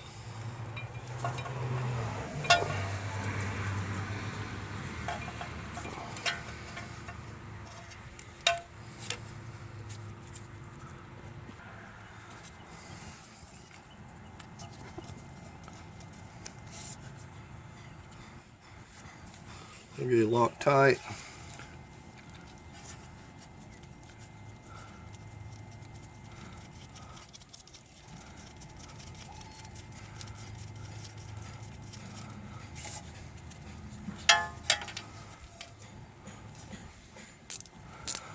This I don't worry about torquing. If you did, I wouldn't probably go more than 50 inch-pounds, but I just use a little 1/4 inch ratchet and just snug it down a little.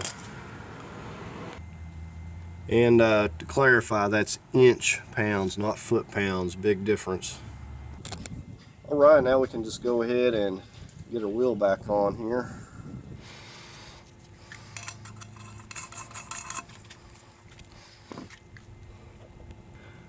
We'll just snuggle up just slightly with our 21.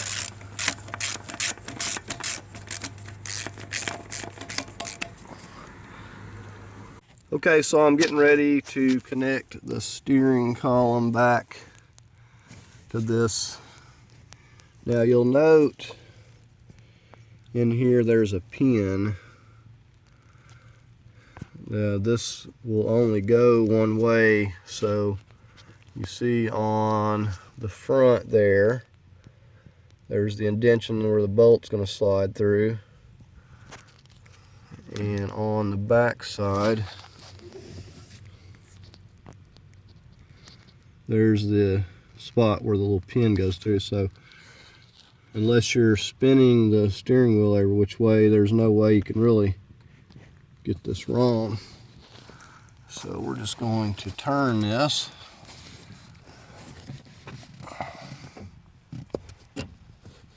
Got to get it in alignment, and then that pin kind of go into place. You'll feel it there. So there we have it into its spot. So now all we got to do is get our bolt wherever that's at. All right, we're going to be using this high strength Loctite. Now they say that this stuff is non-removable, but I take these loose all the time. At least the stuff that I get is not that bad. It's just a little bit better. But definitely I'm using the high strength on this bolt. This is a 16 millimeter.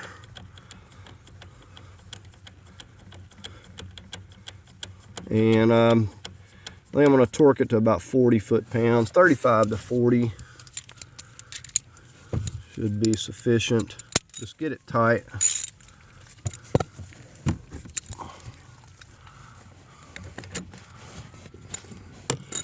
You know, and of course you want to make sure you got your steering wheel and stuff where you need it before you go to slipping this on. Make sure your wheels and stuff where they were. So we'll just finish snugging that up. Alright, so I've got an extension here. I'll try to get 40 foot-pounds on this. Alright, that ain't going anywhere. Okay, we can't forget our little cover that's got the little clips there. Just get that locked back in place, maybe.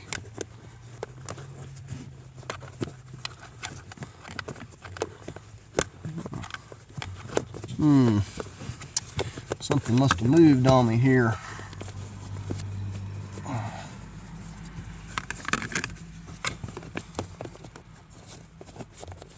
Alright. There we go. All right, we're going to go ahead and stick part of our intake and stuff back on here. Okay, note that I do have this vent for the transmission pulled up here.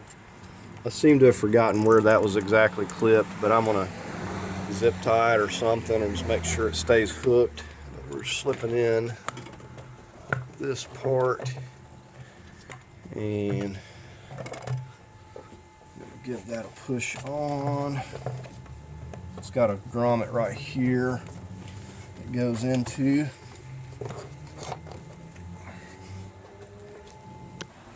Okay, we'll slip our vacuum on here.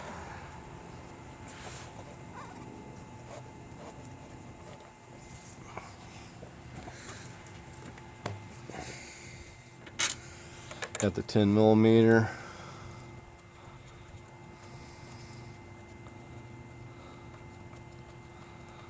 We'll snug that up.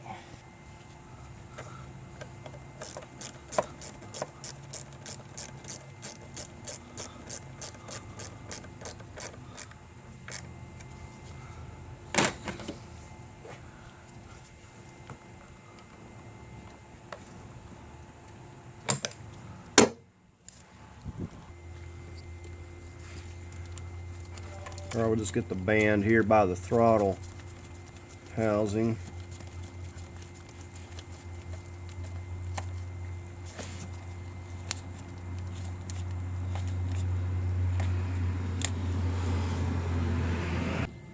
Okay, I guess I finally got something out of order, and like with every car today, it's like a puzzle. So I can't seem to fit this air box in here with this in the way because of this piece. So I'm going to pop this back loose. I thought I'd just take the TCM, and that didn't even give enough room. So don't do that. Put that stupid box in there before you put this down. It's going to make things a lot easier. So I'm going to pop these bolts, these 4 bolts back loose, and pull it out of the way. Yeah, it didn't require removal, just to I had to be able to get it loose enough to get slack. There's a rubber grommet down under there that pops down into.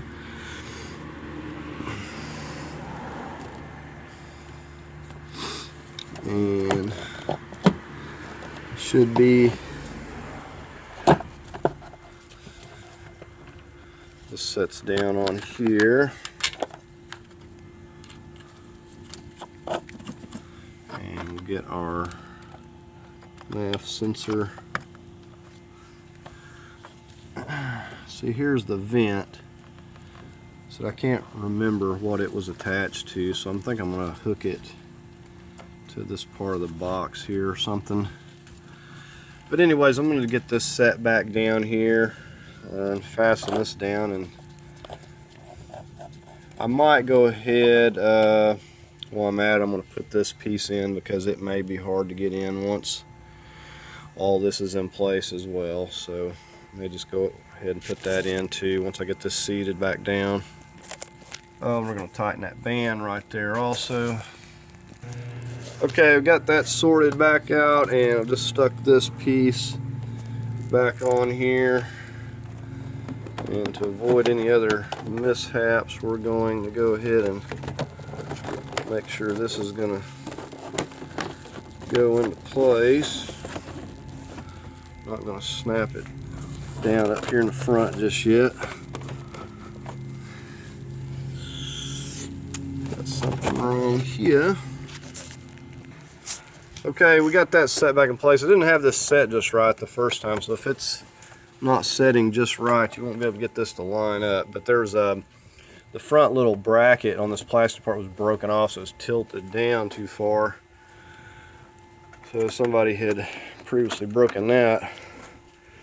Anyways, we're just going to clip this back in here, and I think we're pretty much all finished up other than getting the battery in.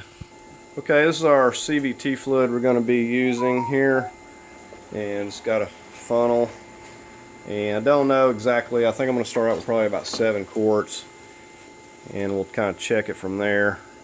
Okay, so we got us a good long funnel.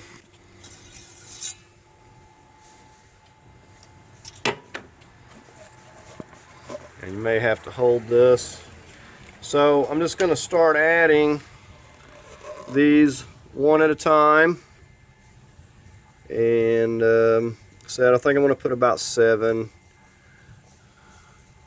I think it takes quite a few. This transmission is pretty empty, so it's definitely going to take quite a few to get it up to the proper level, but I just don't know exactly how much. I'm thinking around maybe 8 or 9 quarts. But I'm going to go 7, and we'll go from there. I think that it'll be safe to start out about that. So got 1 in here so far. Okay, so I got 7 quarts in there. We're going to go ahead and get the battery in. At this point, we'll get it circulating and see how it feels and check it. Right, so we'll just get these hooked up.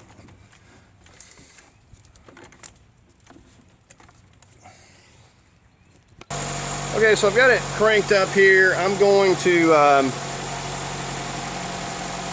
shift it into drive here in a minute and just let it run. And I'm going to be checking underneath. We'll start looking at the CV axles and make sure we don't have any leaks here. Okay, so I put it in drive and I've let it roll a little bit. I'm just kind of under here looking at things. We want to pay close attention to those CV axle seals, and even after we drive it, we want to pay close attention and make sure we don't develop any leaks there.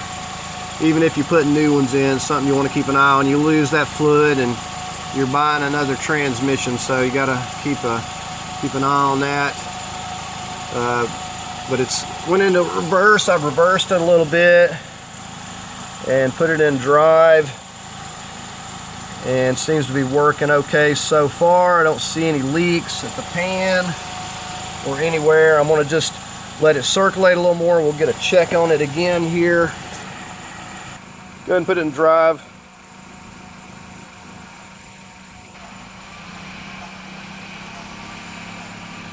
Okay, there we go in drive.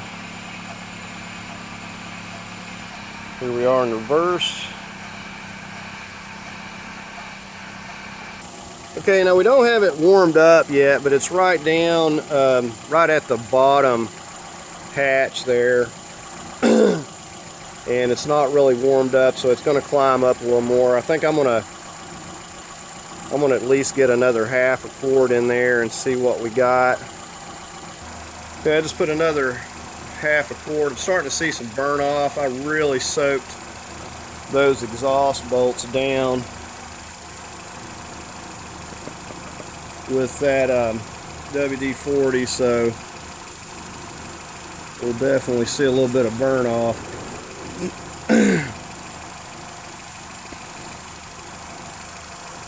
Okay, so I've got it like, you know, about halfway in there for now. It really doesn't tell me much. I really need to take it and drive it to get a little more accurate. So we're going to go ahead and get the vehicle down on the ground at this point, and then we've got a few more things we got to do here with our axle nuts.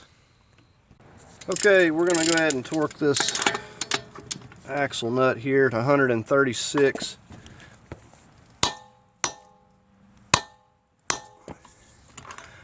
Right, now we'll go ahead and get our castle and our cotter pin in. Okay, so you just you may have to rotate this so you can find which one lines up the best, or you may have to turn your axle nut a little bit more to get it to line up, which I may have to do. Okay, looks like I found one that's going to work. We'll just bend this over real good.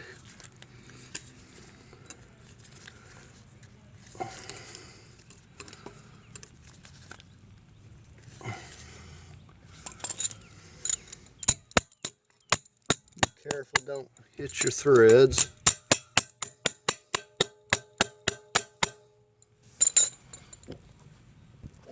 Okay, now we can go ahead and get our lugs to 100 foot-pounds.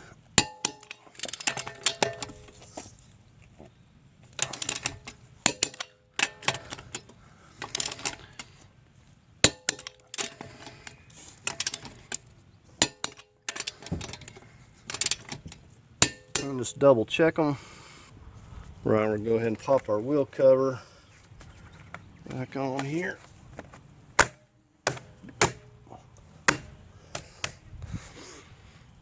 Okay, so I've been driving this. We got it good and warmed up. I just wanted to show you. We got it a little bit full. So I had, I think 7.5 quarts. I should have probably stopped a little early. I'm going to drain a little bit out. So we got the plug there. I'm actually going to run this a little bit and be changing it, because I got 2 cases there of CVT fluid, and I'm going to be changing it after I run it for probably about a week. I'm just going to change it again since I've got plenty, but I'm going to have to take a little bit out. I got a little bit too much in there. I probably should have stopped at about 6. But after warming it up, of course, you know, that level's going to come up. But we'll go ahead and we'll take it for a test drive here. Okay, now because we did lose a little bit of coolant taking these couple hoses from the cooler loose, we're going to want to top off that coolant. And when it's cool, you might also check this, make sure it's up to the top there, but we're going to fill it over here. You're not going to lose a whole lot, or you shouldn't. So we'll just fill this back up.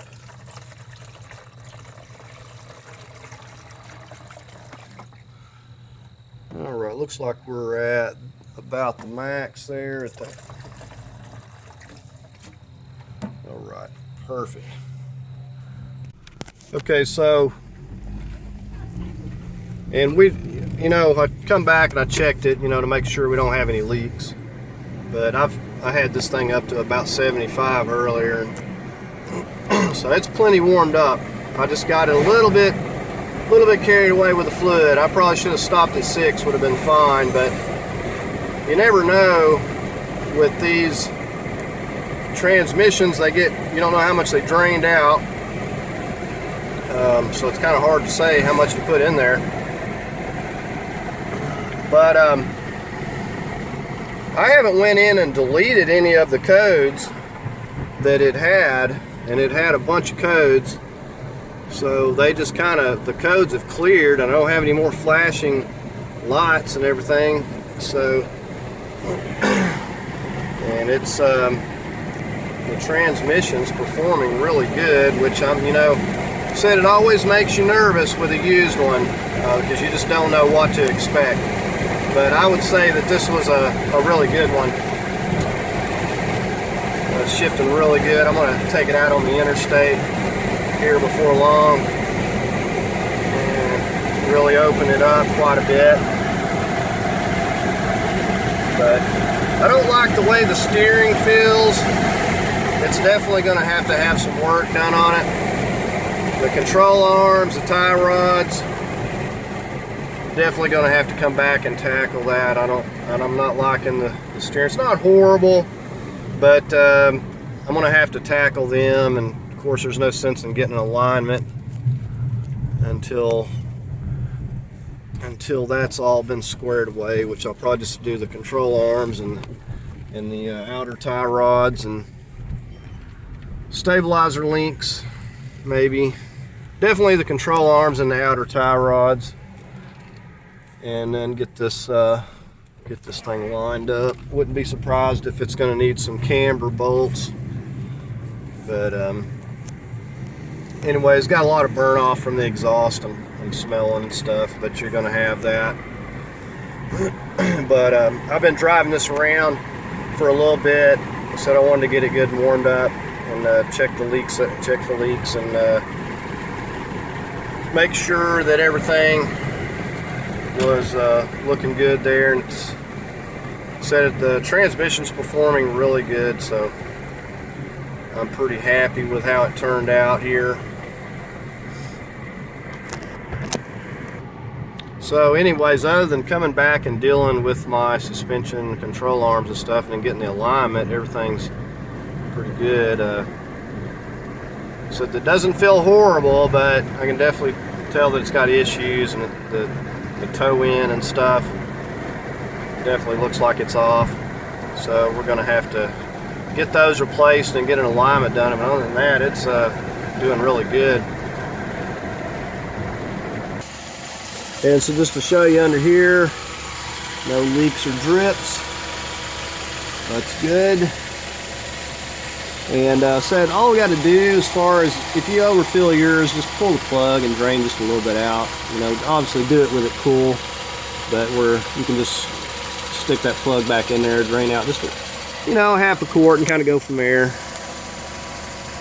Okay, and as you can see, it does look a whole lot better with the wheel covers on there. Okay, so this thing's testing out real good, and like I said, I'm going to run this fluid for about a week, and then I've got another case or another pack of 6 over here, and I'm just going to change this fluid out again. You know, this transmission's been sitting around. I just want to make sure that fluid is as clean as it can be. So I'll probably wait about a week or so and do that. Okay, so I have been working on this car, or I've had it for a bit. It took a lot longer to get the transmission than anything. It took me about a month to get a transmission. It was very slow on the shipping. But as far as actual work in this, I probably, you know, haven't spent more than about 5 days. I've really been dragging my feet on this, and it's really is a pretty easy project. I had a Murano, it was the same way. It really was not that difficult. It seemed like everything come apart and went back together pretty easily and a lot better than I thought it would. So that was kind of the same thing with this one. Really no difficulty, and it's really performing well.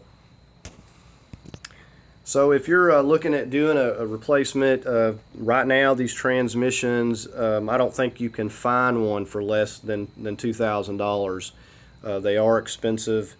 It's the same way with a lot of these CVTs for Nissans are very expensive transmissions. So you know, just do a search and, you know, try to find a really low mild one. I really feel like this one has 42,000 miles on it. It feels really nice. So I'm very happy with that. But anyways, that's going to do it for the video. I did get another battery, but other than clamping the battery down, I didn't go over that. That's the only thing that we hadn't done.